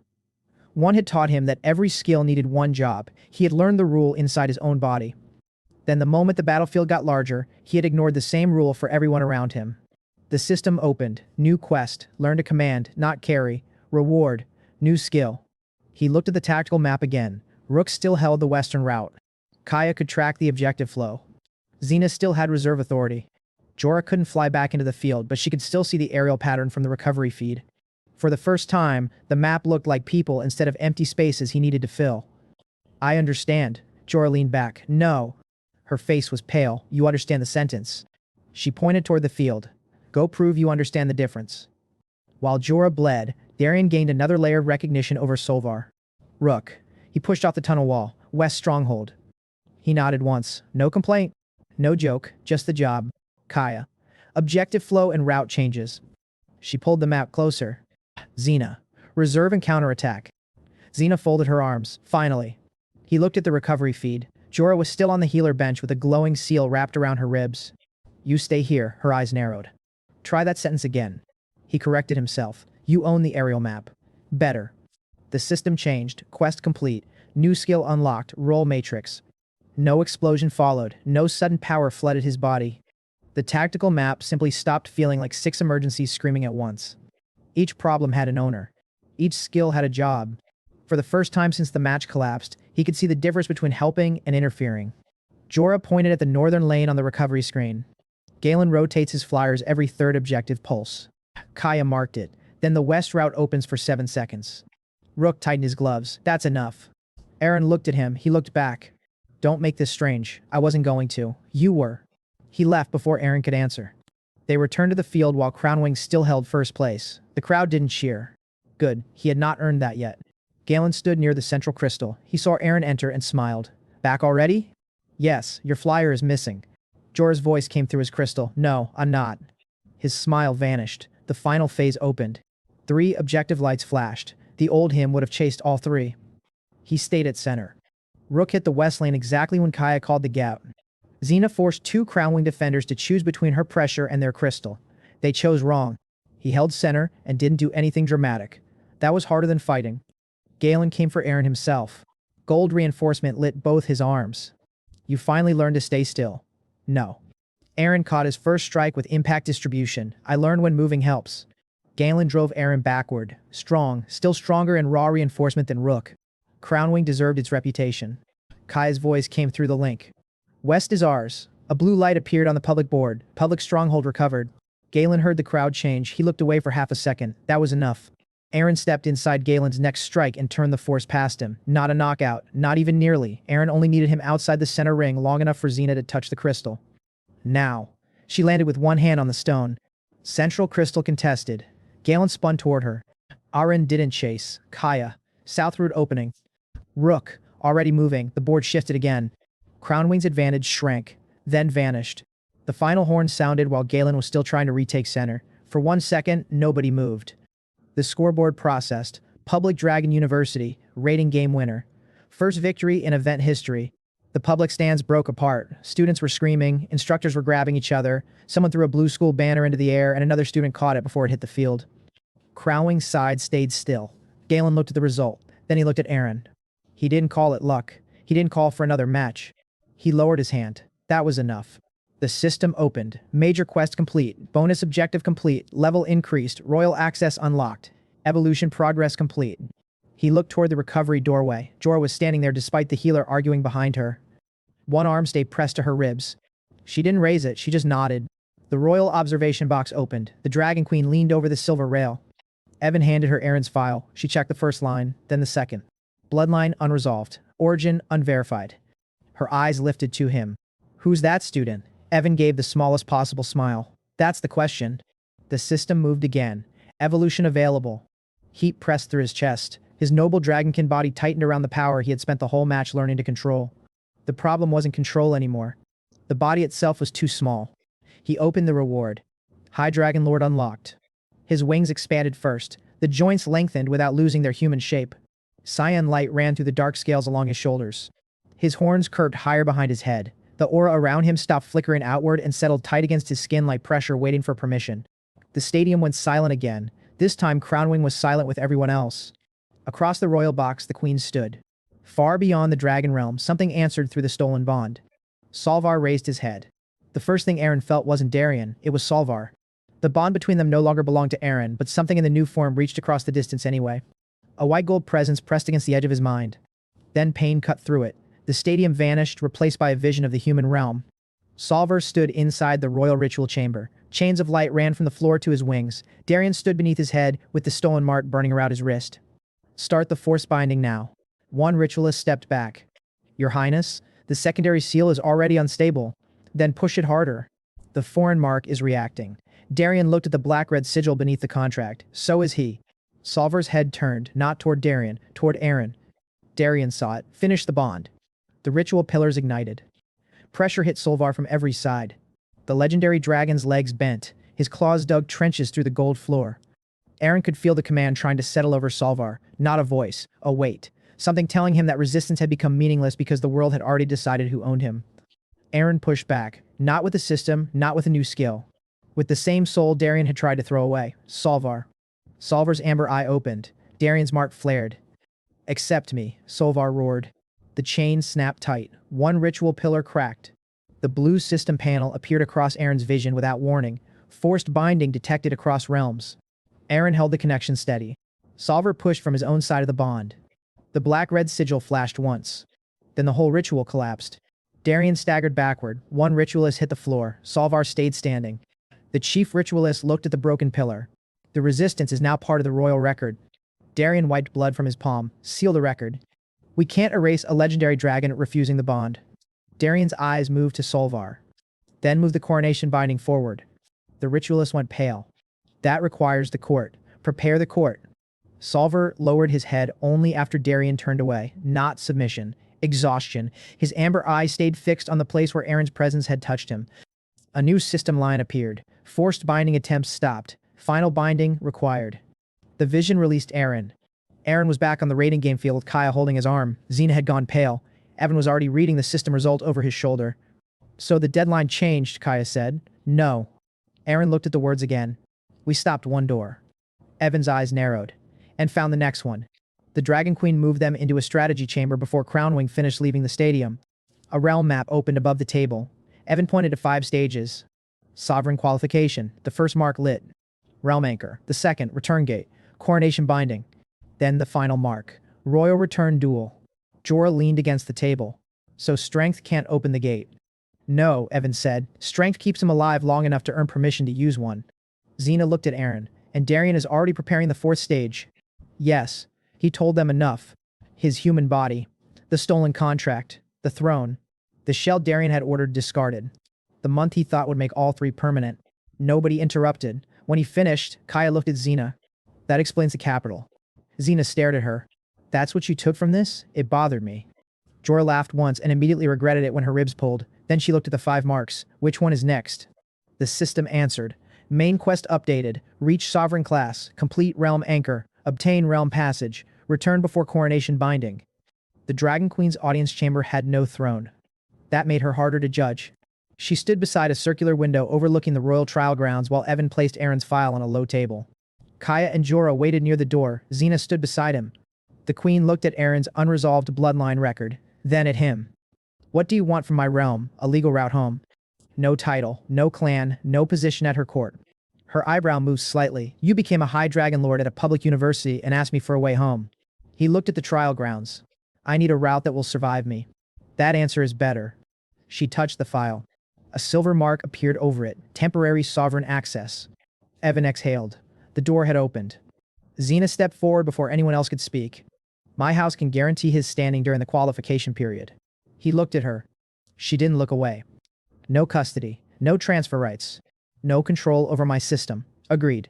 The queen watched both of them. Xena continued. If political protection becomes necessary, a formal marriage alliance would place his status beyond most clan challenges.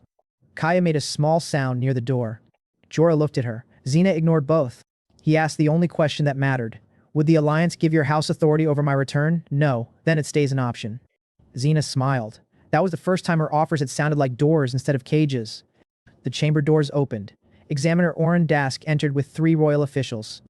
He had short black hair and pale gold eyes. His slate already displayed Aaron's name. Temporary access isn't full qualification. The queen's expression cooled. I'm aware. Oren lowered his head. Then the unresolved candidate should meet the higher safety standard. Evan took the slate, his mouth tightened. 3 tests. Combat, rescue, advanced aerial control. The required scores were higher than the normal sovereign entry line. Evan tapped the combat number. This is nearly royal graduate level. Oren didn't look at him. The candidate wants sovereign access. The candidate is a university student. Then he may decline. The queen finally spoke. He already accepted. Oren's pale eyes moved back to Aaron. For the first time, the safety language sounded less like procedure and more like a challenge he personally wanted Aaron to fail. Jorah checked him from the doorway. That's not a safety standard. Oren looked at her bandages. It's when the candidate has already destabilized twice in public. There it was, failure 1 and failure 2. He had turned both into a locked gate. A blue panel opened. New quest. Complete sovereign qualification. Reward. Level increase. Official rank increase. Aaron closed it. I accept. Oren blinked. You haven't reviewed the appeal process. I'm not appealing. They moved straight to the combat ground. Aaron's opponent was an older royal candidate built like a gate. A bronze aura turned every step into a pressure wave. He studied Oren's inflated requirement. They really don't want you through that door. No. He rolled his shoulders. Good. Aaron raised an eyebrow. I hate easy exams. Oren raised one hand. Victory by ring control or surrender. He looked at Aaron. No outside help. Good. The horn sounded. The royal candidate hit like a falling wall. Aaron caught the first impact with impact distribution. The force still drove him backward 3 steps. He grinned. High Dragon Lord? Apparently. He came again. The second pressure wave split the ring floor between them. The royal candidate didn't chase blindly. He used each step to shrink the space Aaron could safely give away. Oren's slate tracked every retreat. A red warning line followed Aaron's heels. One more full step would count as ring loss. The candidate saw it too. He changed his stance and drove the next wave lower. Not at Aaron's chest. At the ground under his wings. The impact lifted broken stone into the air and stole the clean takeoff angle. Good opponent. Bad position. The old version of him would have answered with everything. More aura. More speed. More force. He let the bronze pressure reach his stance. Impact distribution carried it through his hips and into the cracked floor. The stone behind him broke. He stayed intact. The royal stance reacted before he moved. Oren stayed silent. He watched Aaron's wings instead of the damage. Aaron kept every function distinct. Defense held. Movement waited.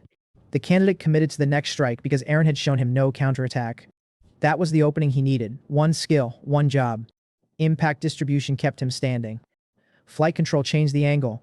The royal candidate committed to a third pressure strike. Aaron gave him the center. He followed. Aaron lifted over the wave, turned once, and landed behind him. His own momentum carried him across the ring line. The bell sounded. Oren stared at the boundary. The royal candidate looked down. Then he laughed. That was irritating. I was aiming for effective. He held out his hand. Aaron took it. The system opened. Quest objective complete. Combat qualification passed. Level increased. Oren marked the slate. 1 test. He pointed toward the rescue canyon beyond the arena. The next one charges time against you for every person you stop to help. Of course it did. The rescue canyon had 2 finish lines. One was nearby. One had people in it.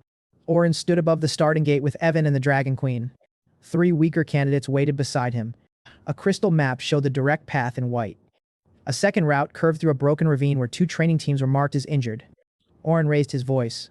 Your score is time. Every rescue costs time. You're not required to assist candidates outside your assigned lane. He looked directly at Aaron. Choose. The horn sounded. 2 royal candidates took the direct route. He went toward the ravine. Oren's voice followed through the crystal. You understand your clock is still running. I heard you. The first injured candidate was hanging from a broken bridge cable. The second had a damaged wing and couldn't clear the gap. He landed beside them. Follow my route exactly. The hanging candidate looked at Aaron's crest. We're not on your team, correct? He pointed at the ledge. Step where I step anyway. He crossed first. The bridge shifted. One plank dropped into the canyon. The wing-injured candidate froze. Don't look down. That advice never helps. It's still the advice. Aaron took his arm. The other candidate clipped into the safety line behind them. They moved. The last jump required carrying the injured flyer. His wings strained under both weight and crosswind. The old version of him would have fought the air. Jorah had beaten that habit out of him one ring at a time. He let the gust lift the right wing. Dropped the left, turned with it. They landed. The injured flyer nearly collapsed on the last ledge. He wanted to launch immediately. Aaron waited until he could stand without Aaron's arm. All 3 candidates crossed the safe line. The rescue crystal chimed. Secondary objective complete. Then his route marker changed. A hidden air current opened above the canyon, a faster lane. Evan looked down at Oren. The rescue was part of the qualification. Oren said nothing. The faster lane didn't refund the time Aaron had spent rescuing them. It only gave him a chance to earn it back. He climbed through the current with the injured flyer still visible on the safe ledge below. By the time he reached the aerial course, the 2 direct route candidates had already cleared their first rings. One royal official whispered that the result was decided. Jorah heard him. She didn't argue. She watched Aaron's left wing. That was worse pressure than the timer.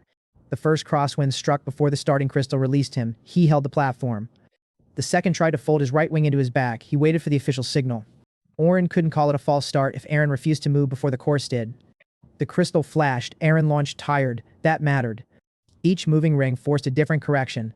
Tail on the first. Shoulder on the second.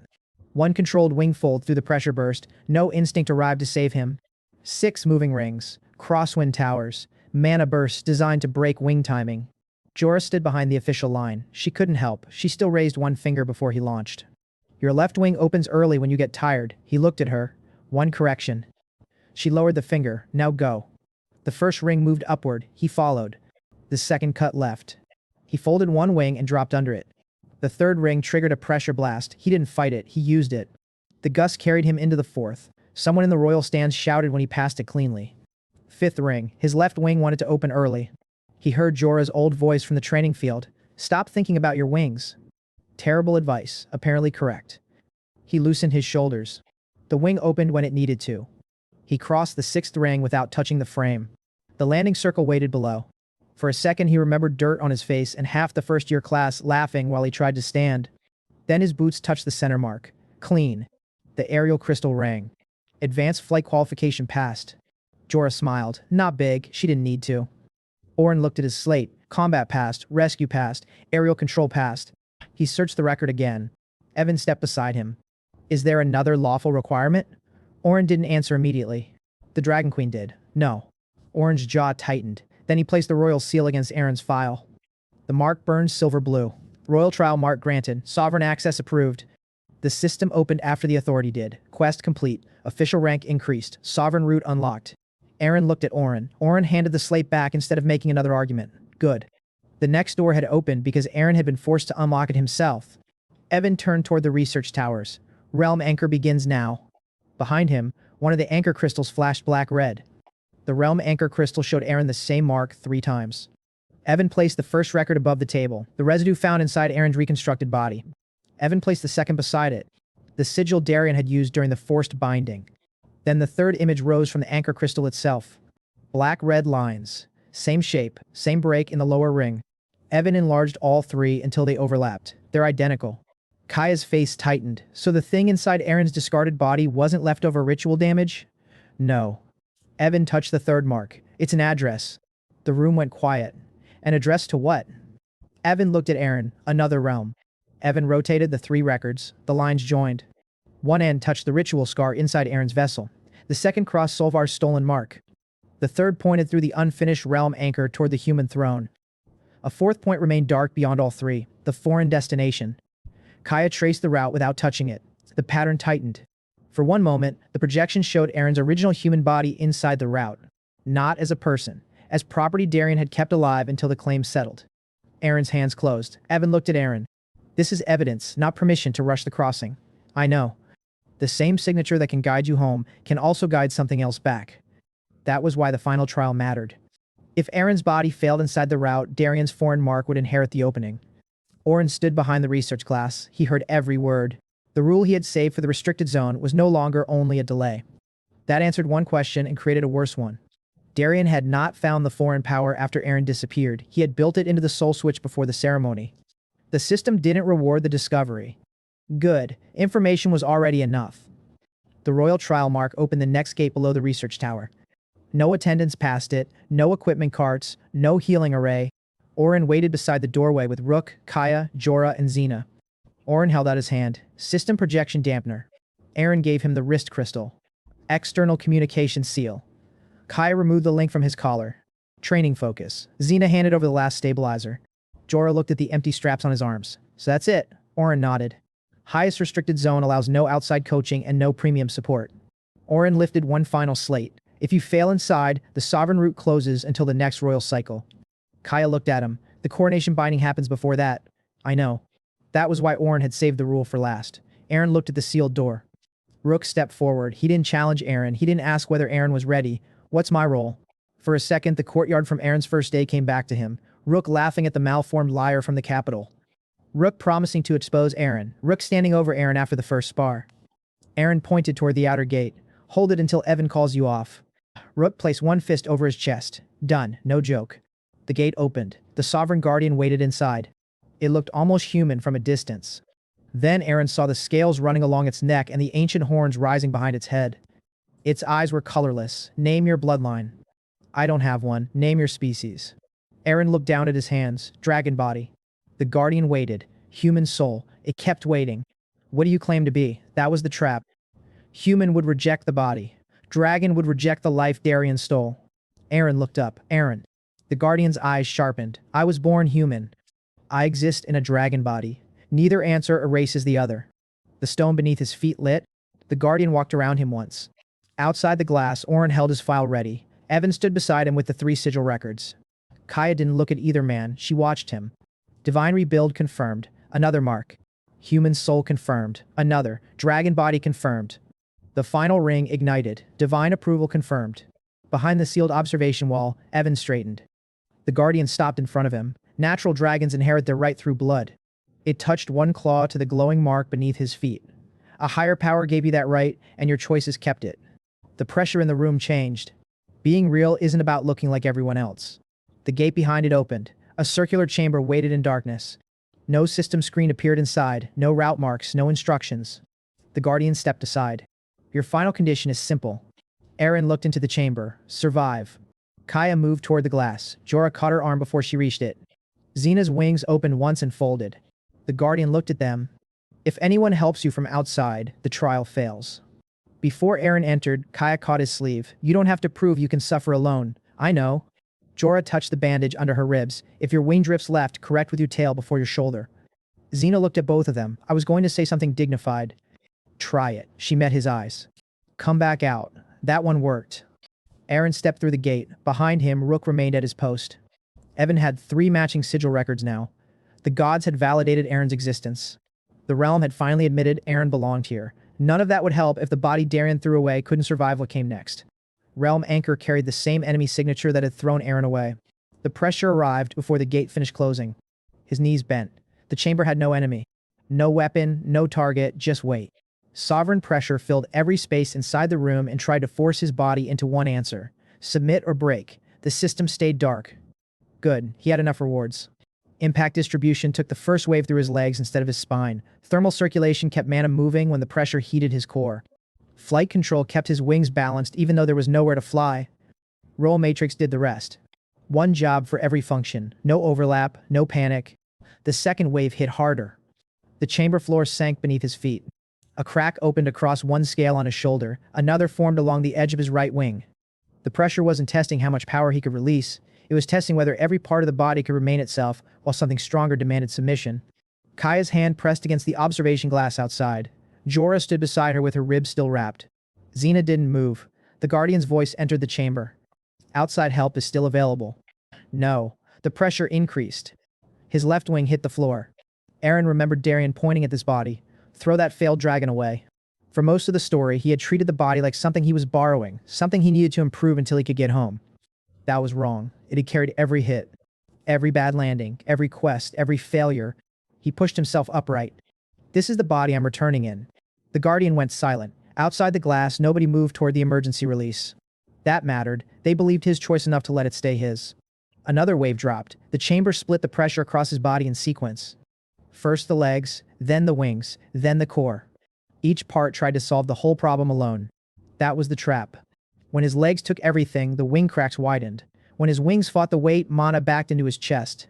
When he released more aura, the floor pushed it back twice as hard. The trial was rebuilding both public failures inside one body. He stopped chasing the strongest response. Legs only held the floor. Wings only kept his center. Thermal circulation only protected the core. Impact distribution only moved the shock.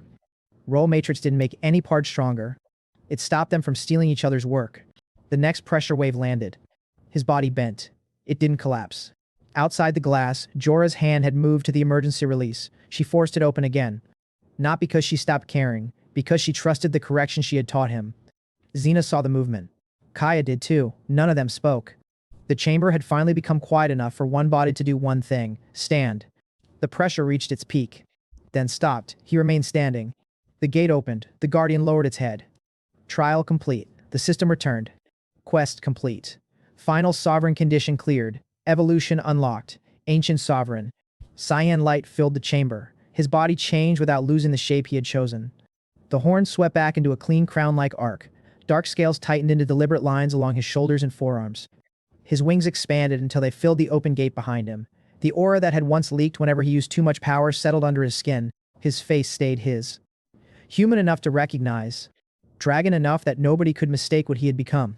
The light faded. Outside the chamber, the clan banners lowered. Not one, all of them. The Dragon Queen watched from the upper ring. Evan lowered his head. Rook did the same from the outer gate. Jorah looked at his wings first. Your left one is finally behaving. That's your reaction? It took long enough.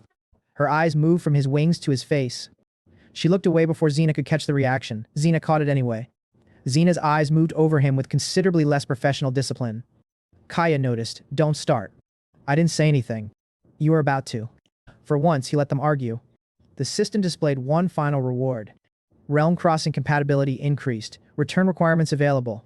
Eren had become strong enough to stand beside the legendary dragon Darien stole without looking smaller. It still didn't open the way home. Evan lifted the realm passage file. One authorized crossing remains. The final Dragon Realm evolution was finished. Now Eren had to earn the door. The realm passage chamber sat beneath the sovereign sanctum. One ring covered the floor. 5 empty signature marks waited around it. Evan held the approval file over the center. This is one passage. How many people? One anchored group. He looked at Eren's wings. The problem isn't capacity. The problem is that once the gate closes, we can't safely reopen it. The Dragon Queen placed her seal beside his.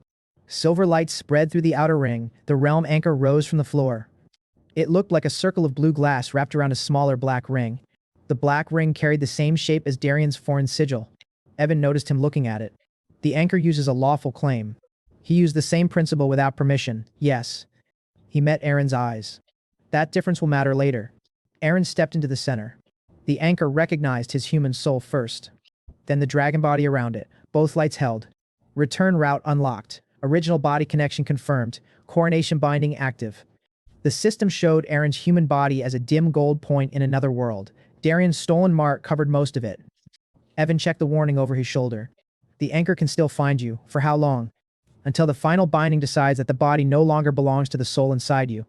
That was the cleanest way anyone had described the deadline. The anchor expanded the image. His human body floated inside the palace crystal chamber.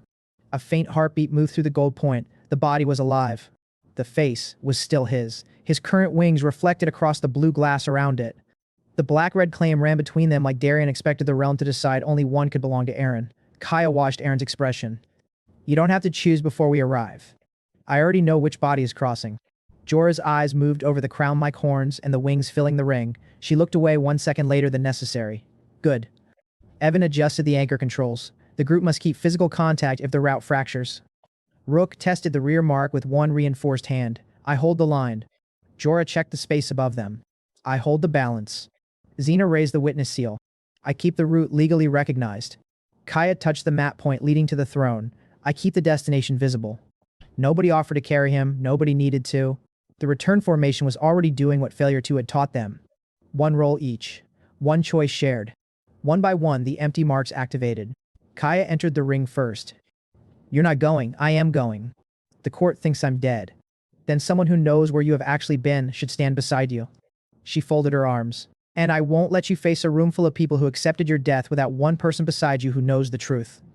The first mark lit. Xena stepped in next. My house has standing with the Dragon Queen. Your house has no standing in my world. My title has standing. She lifted the sealed alliance document. When Darien calls you an imposter, I'll answer as a royal witness. The second mark lit.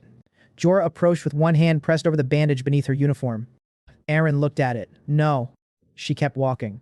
You brought me to a sovereign trial with cracked scales. That was different. It was you. She stopped in front of him. I can fly. You can't take another direct hit. Then don't let one reach me. The third mark lit. Rook waited outside the ring. He looked at the three women, then at Aaron. Don't worry, I wasn't worried. I'm not asking to marry you. Kaya coughed. Xena looked away. Jorah grinned despite her ribs. Rook stepped into the fourth mark. If there's a line to hold, I'm coming. Evan took the fifth and final mark. I'm required as the Dragon Realm's official witness. The queen remained beyond the ring. Her gaze moved across all of them. She pointed toward Jorah. No heroics that break the formation. Jorah looked offended. Then the queen looked at Rook. No duels for pride. Rook looked more offended. She finally looked at Aaron. If the human court rejects the truth, don't let their rejection decide who you are. Aaron lowered his head. Return with the truth recorded, she said. The anchor closed. The chamber disappeared. Blue darkness replaced it. They were between the two realms now. The 6 marks became a path beneath their feet. Ahead, gold light formed around a distant throne room. Darien stood inside the coronation binding. Solvar was chained behind him. The human royal court watched the final seal descend. Darien lifted his hand. Complete it. One ritualist looked toward the forming blue fracture behind the court. Your Highness, I see it.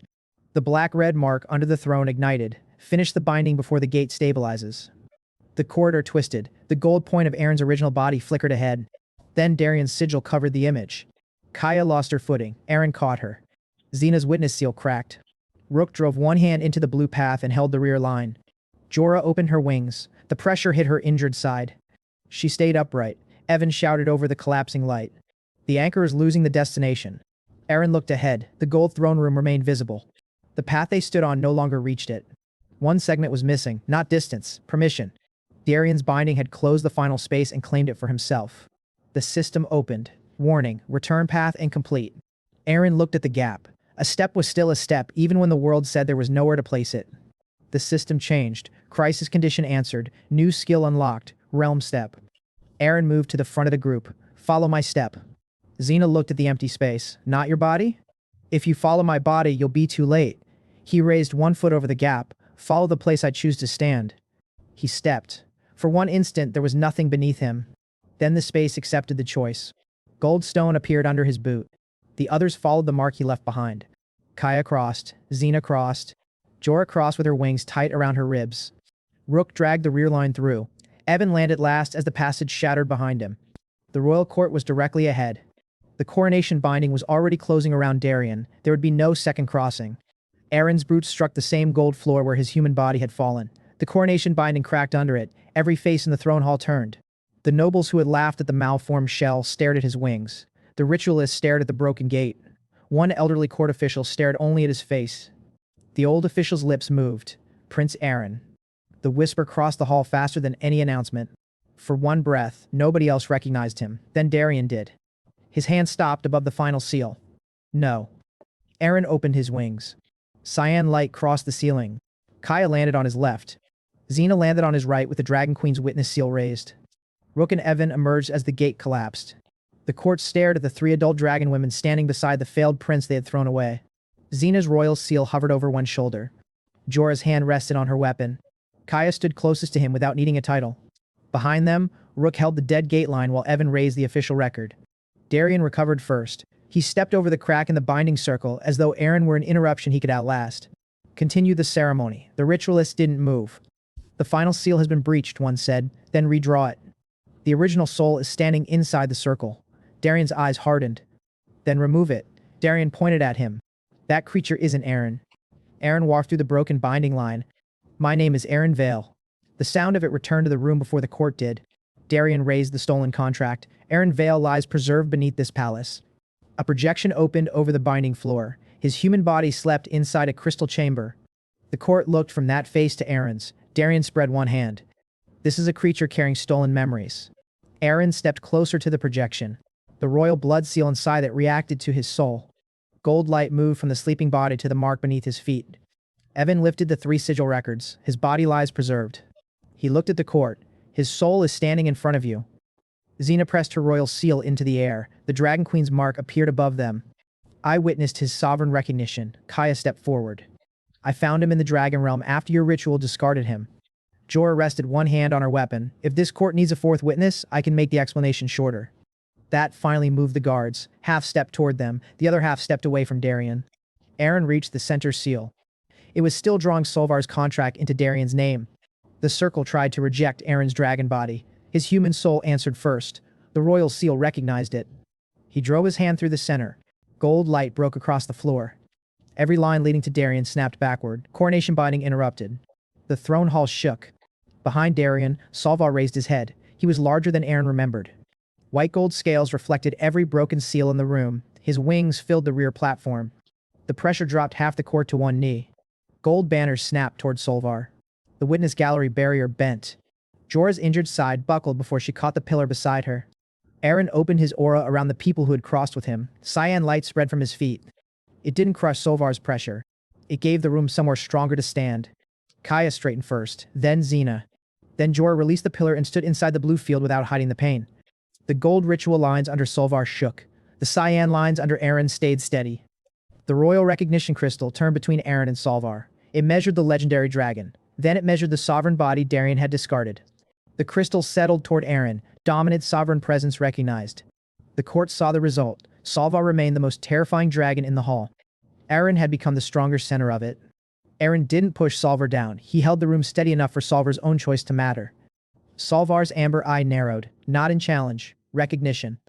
The white gold pressure eased around Aaron's allies while remaining hard against Darian's ritualists.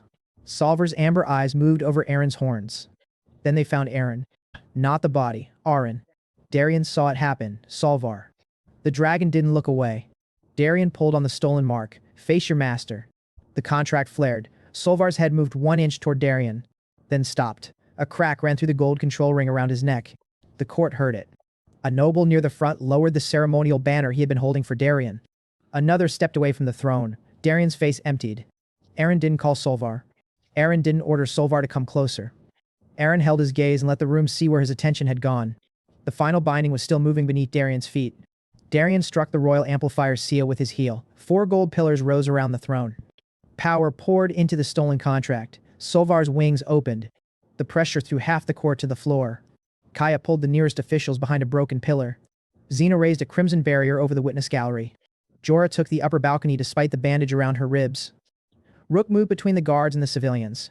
Aaron stayed in front of Solvar. Darian drew the royal blade. The guards nearest him raised their weapons. Rook planted himself between them and the court. Pick a side before the dragon breathes again. Half the guards lowered their spears. The rest charged. Xena's barrier knocked the first line sideways. Jorah dropped from the balcony long enough to disarm one captain, then returned to the air before the impact reached her ribs. Darian came through the opening. You think a new body makes you the heir? He drove the blade into the amplifier line. Solvar's mouth filled with white fire. The first breath turned the throne steps to glass. Aaron crossed his wings and took the edge of it. Ancient sovereign scales held. Barely. Heat burned through the floor behind Aaron. Darian came through the fire behind his blade. Aaron caught Darian's wrist. Royal reinforcement drove Aaron backward. Darian's confidence returned. You spent 1 month playing student. I spent it learning. Darian twisted free and ordered Solvar to strike again. Aaron didn't attack the dragon. Role matrix separated the fight. Defense belonged to Solvar's force power. Movement belonged to Darian. The target was the control between them. Darian understood the throne array better than any school opponent. He changed the command before Solvar completed the second breath. The dragon's fire cut high. Darian's blade came low. Aaron blocked the steel and the forced tail strike hit his wing from behind. The impact drove Aaron across the glass throne steps. Darian stayed on him. No speech, no panic. He had prepared for the possibility that Solvar resisted. The royal blade changed length each time it crossed an amplifier line. Short inside Aaron's guard. Long when Aaron tried to leave. A real prince's weapon used by someone who had trained for the throne his whole life. Darian cut one cyan scale from Aaron's shoulder, then another. The court saw blood. Darian smiled because he thought the body Aaron had earned was finally proving mortal. He was right about the body. Wrong about the lesson? Aaron stopped trying to win the exchange. Flight control kept his wounded wing from dragging. Darian drove Aaron toward the third pillar. Aaron let him. Darian's next royal strike hit the angle Aaron offered. Aaron moved the force through his stance and into the amplifier behind him. Goldstone cracked. Aaron flew under Solvar's second breath. Darian expected Aaron to rush him. Aaron hit the nearest amplifier pillar instead. Darian realized Aaron's real target too late. Darian cut across Aaron's back. The royal blade opened two scales beneath Aaron's wing. Aaron stayed on the pillar, Goldstone shattered. The stolen mark flickered. Solvar's next breath moved wide. Darian's smile disappeared. He activated the remaining pillars. Royal chains closed around Solvar's chest. The dragon roared. Darian raised the blade toward the court. Kill him. Solvar's right claw lifted. The contract dragged it toward Aaron. Aaron lowered his hands. Kaya shouted his name. Darian laughed. You still think choice matters? Yes. Solvar's claw stopped above Aaron's head. The entire hall shook around the strain. Darian pulled harder. Blood ran from beneath his stolen mark. Kill him. Solvar turned. His claw came down on the second amplifier pillar. Gold exploded across the throne platform. The third pillar cracked from the backlash. The fourth went dark. Darian stared at the dragon. Solvar moved between them. Not under Aaron's command, by choice. The royal guards lowered their weapons. Darian lunged anyway. His blade came for Aaron's throat. Aaron caught it between both hands. The metal snapped. Aaron turned the broken hilt aside and struck his chest once. He crossed the throne platform and hit the base of the royal seal.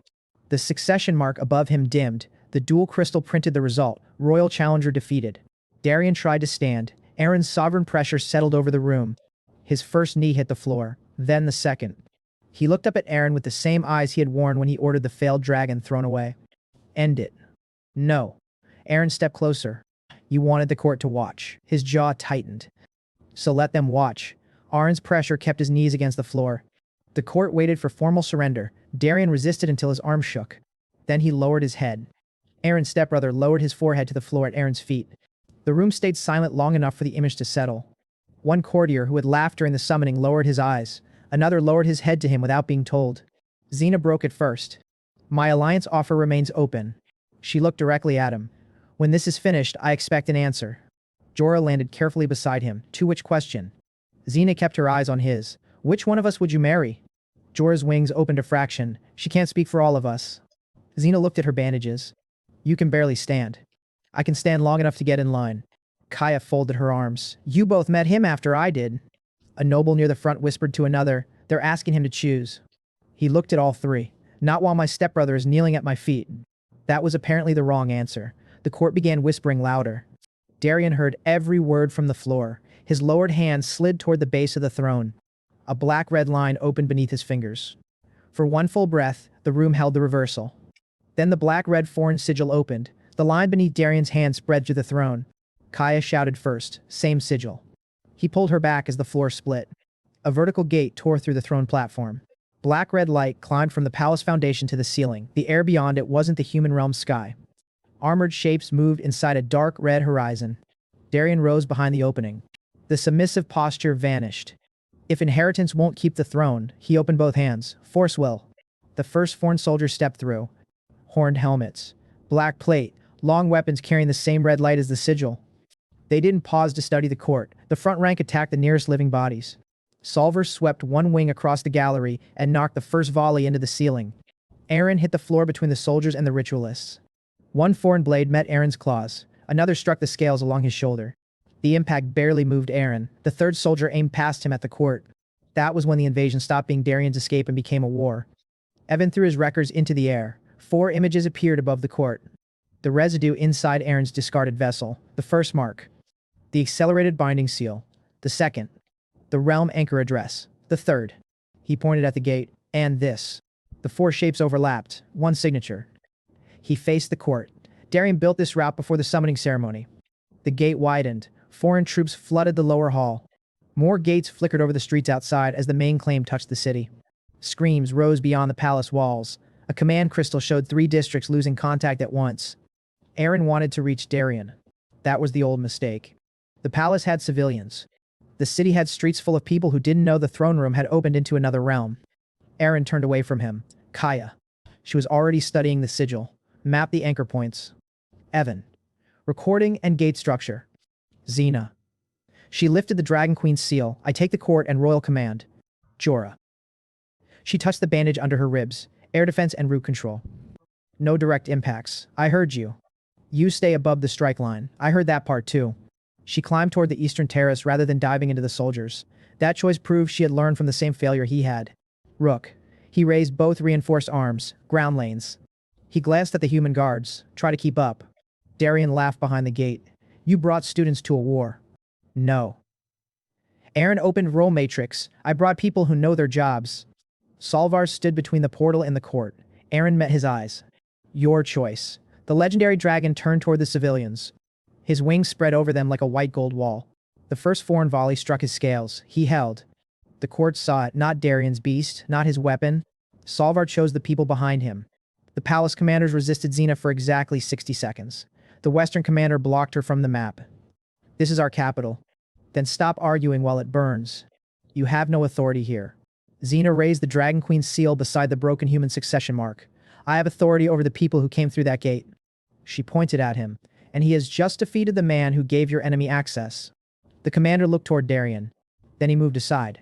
She pressed the Dragon Queen's seal against the command crystal. The map accepted her. Kaya marked 3 evacuation lanes. Jorah took the highest terrace and used signal flares instead of diving into the fight. Rook turned palace guards into rotating shield teams. The first line held until their arms shook. The second replaced them before the formation broke. A young guard missed the rotation and froze. Rook grabbed the back of his armor and pulled him into the correct lane. Don't be brave in the wrong place. The same ugly rescue lanes from the abandoned defense course appeared across the royal district. Move civilians first. Hold crossroads second. Fight only where the route required it. Human soldiers looked at the public school formation and copied it. The first street held, then the second. The third street almost failed. A minor gate opened beneath Kaya's evacuation route. Black-red hands reached through the stones and caught the first cart. Kaya didn't call for him. She redirected the families through the servant arcade.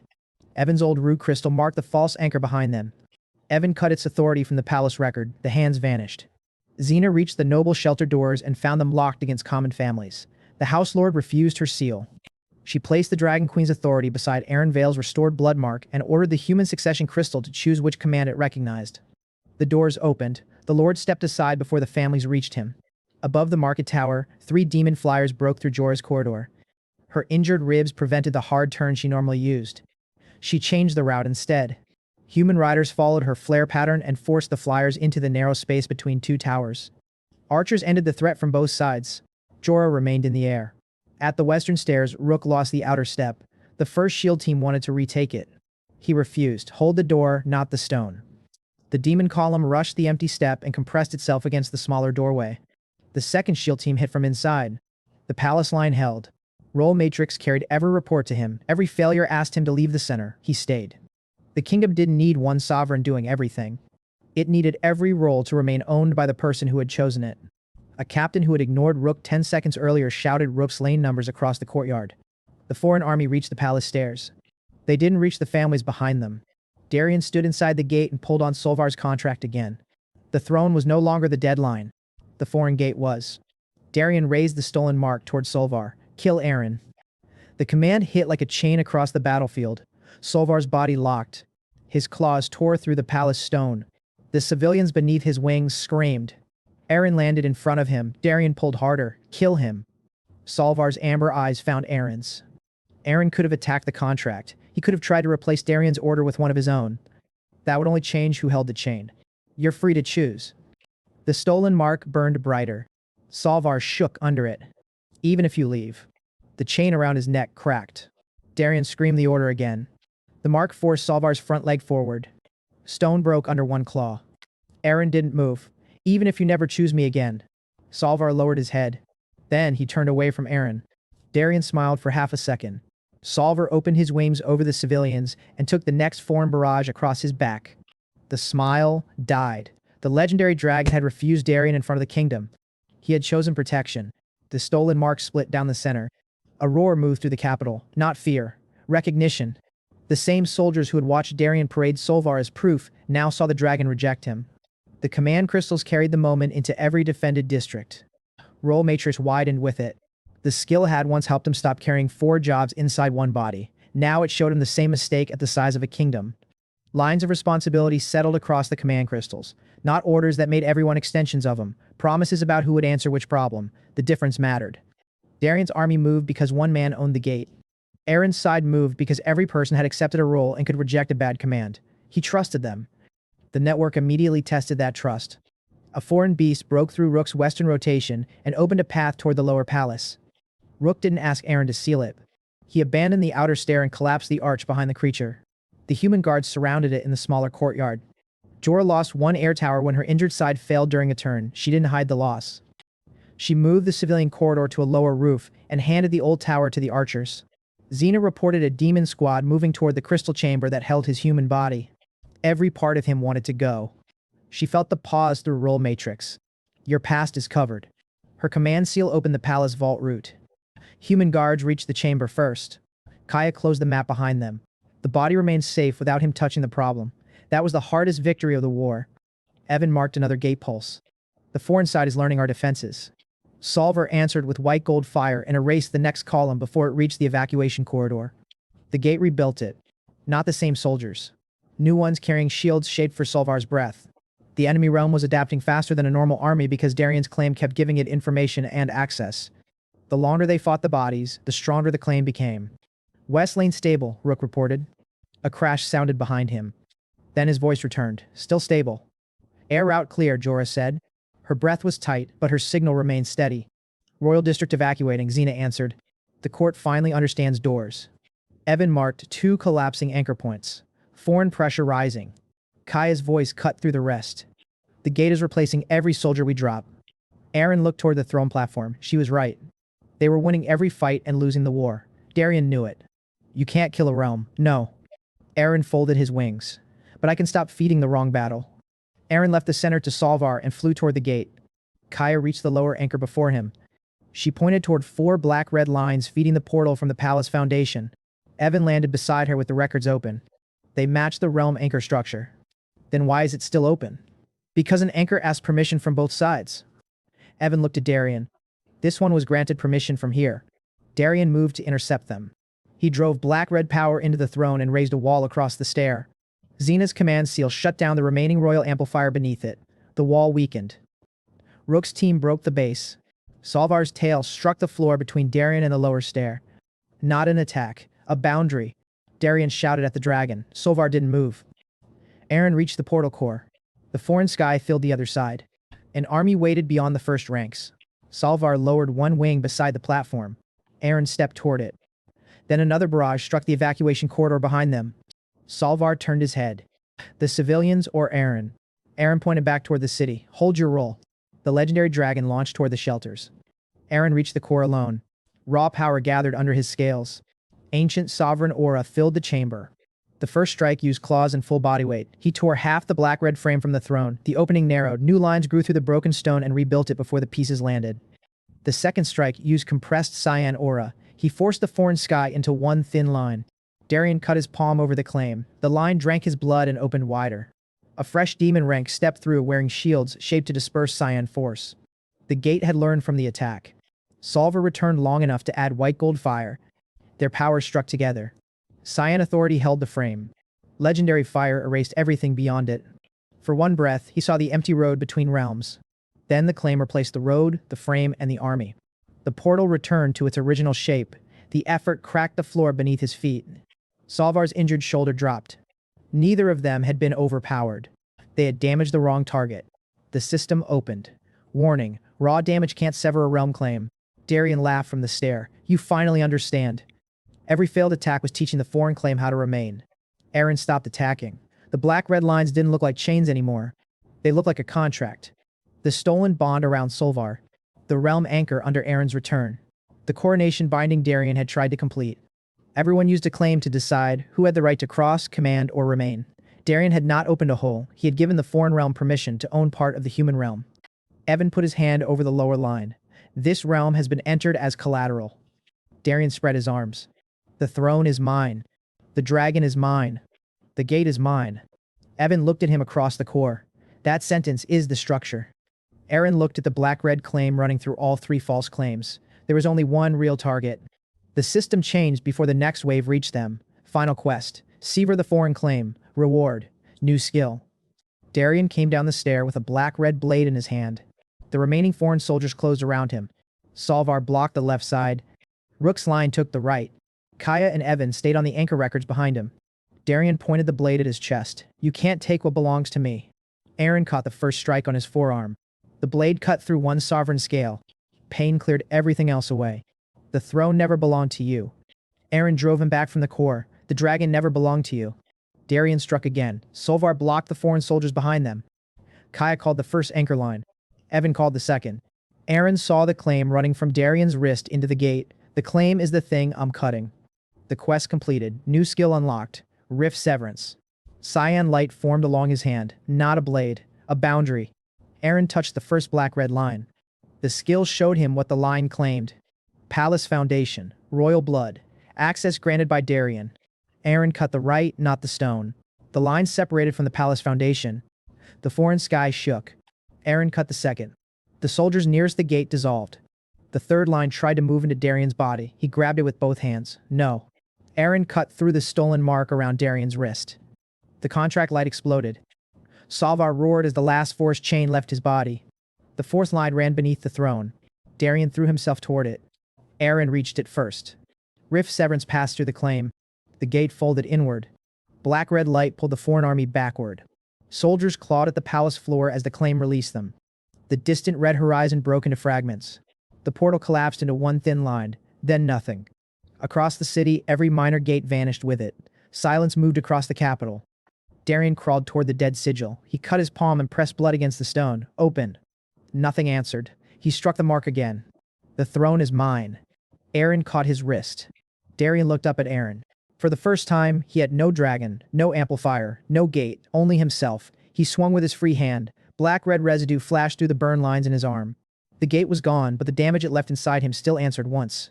Darian drove the residue into the broken royal blade. The metal lengthened into a jagged edge. The first strike cut across Aaron's forearm. The second aimed for the dead sigil. He was still trying to reconnect his blood to the foreign claim. Aaron blocked the blade and drove him away from the stone. Darian changed direction and rushed the crystal chamber holding Aaron's human body. One last piece of leverage. Aaron crossed the space with flight control and caught him before he reached the seal. Darian slammed the black-red blade into Aaron's side. Ancient sovereign scales cracked. Pain folded one wing. Darian saw it and pushed harder. You're still wearing stolen flesh. No. Impact distribution carried the force through his stance. This body was discarded. Aaron turned his wrist. I earned everything it became. The blade broke against the floor. Darian struck with his other hand. Aaron blocked it. Darian reached for the dead sigil again. Aaron pulled him back. Darian tried once for the throne, once for Solvar, once for the body he had kept as property. Aaron stopped all three. The remaining foreign residue faded from his arm. This time Darian didn't lower himself to reach something. He stayed down because every stolen route was gone. The judgment came after the battle. It was short. The royal court removed Darian's succession seal. His emergency transfer record was declared fraudulent. The guards he had commanded placed binding cuffs around his wrists. He was taken below the palace to spend the rest of his life in prison. No one offered him another ceremony. The stolen contract didn't pass to him. Evan and the royal ritualists dissolved it completely. Solver stood free in the center of the hall. The human succession crystal restored his name. Aaron Vale, living heir, original summon recognized, succession claim restored. The court lowered their heads. Aaron accepted the restored succession. He refused an immediate coronation. The kingdom had survived one rush ceremony already. He had no intention of giving it another. He took back the right to choose what happened next. Victory changed more than his title. The first repair ceremony happened at Public Dragon University. Crownwing officials stood beside public instructors while both schools signed equal royal access into the same crystal record. Bex accepted the restored defense route with a ring of new keys. His grin promised trouble for every administrator who had ignored it. Hatchling Ward opened new barriers over the streets they had saved. The ward keepers placed the rescue names inside the first evacuation crystal. The great clan Upper Year who tried to force bind the ancient dragon lost his binding rights. That closed a debt the school had left open. Rook took command of the first joint ground defense class. His first order was to remove every crest from the front line so assignments couldn't be bought. Jorah received the Aerial Rescue Division after her ribs healed. She rebuilt the beginner course with harder crosswinds and promised she was being kind. Nobody believed her. Kaya entered the new Inter-Realm office carrying the same stack of books she had held when she found him.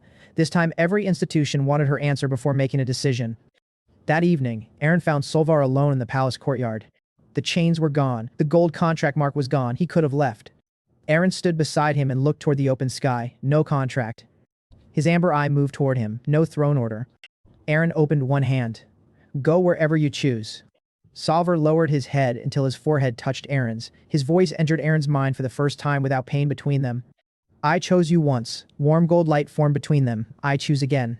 The new bond didn't tighten like a chain. It opened like a door. Later, Eren entered the chamber where his human body still slept. Kaya, Xena, and Jorah waited outside the inner seal. Solvar remained in the courtyard by choice. The face on the bed was Eren's own. It looked younger than he remembered, untouched by every fight that had changed him. So was the face reflected in the glass beside it. The system appeared. Original body stabilized. Current body choice required. Eren looked at the crown-like horns in the reflection, the wings folded behind him. Returning to the old body wouldn't make the new one less real. Keeping the dragon body wouldn't erase the human life that began inside the bed. The body Darien had called trash had carried him home. I keep this one. Choice confirmed. Main quest complete. Reclaim what was stolen. He closed the screen. For the first time since the summoning circle, nothing was pulling him somewhere he had not chosen. The contract Darien tried to make permanent no longer existed. Xena became the Dragon Realm's royal envoy to his court. She arrived with a formal alliance document and reminded him that the marriage clause remained available. Jorah reminded her there was still a line. Kaya reminded both of them who had found him first. Some problems survived victory.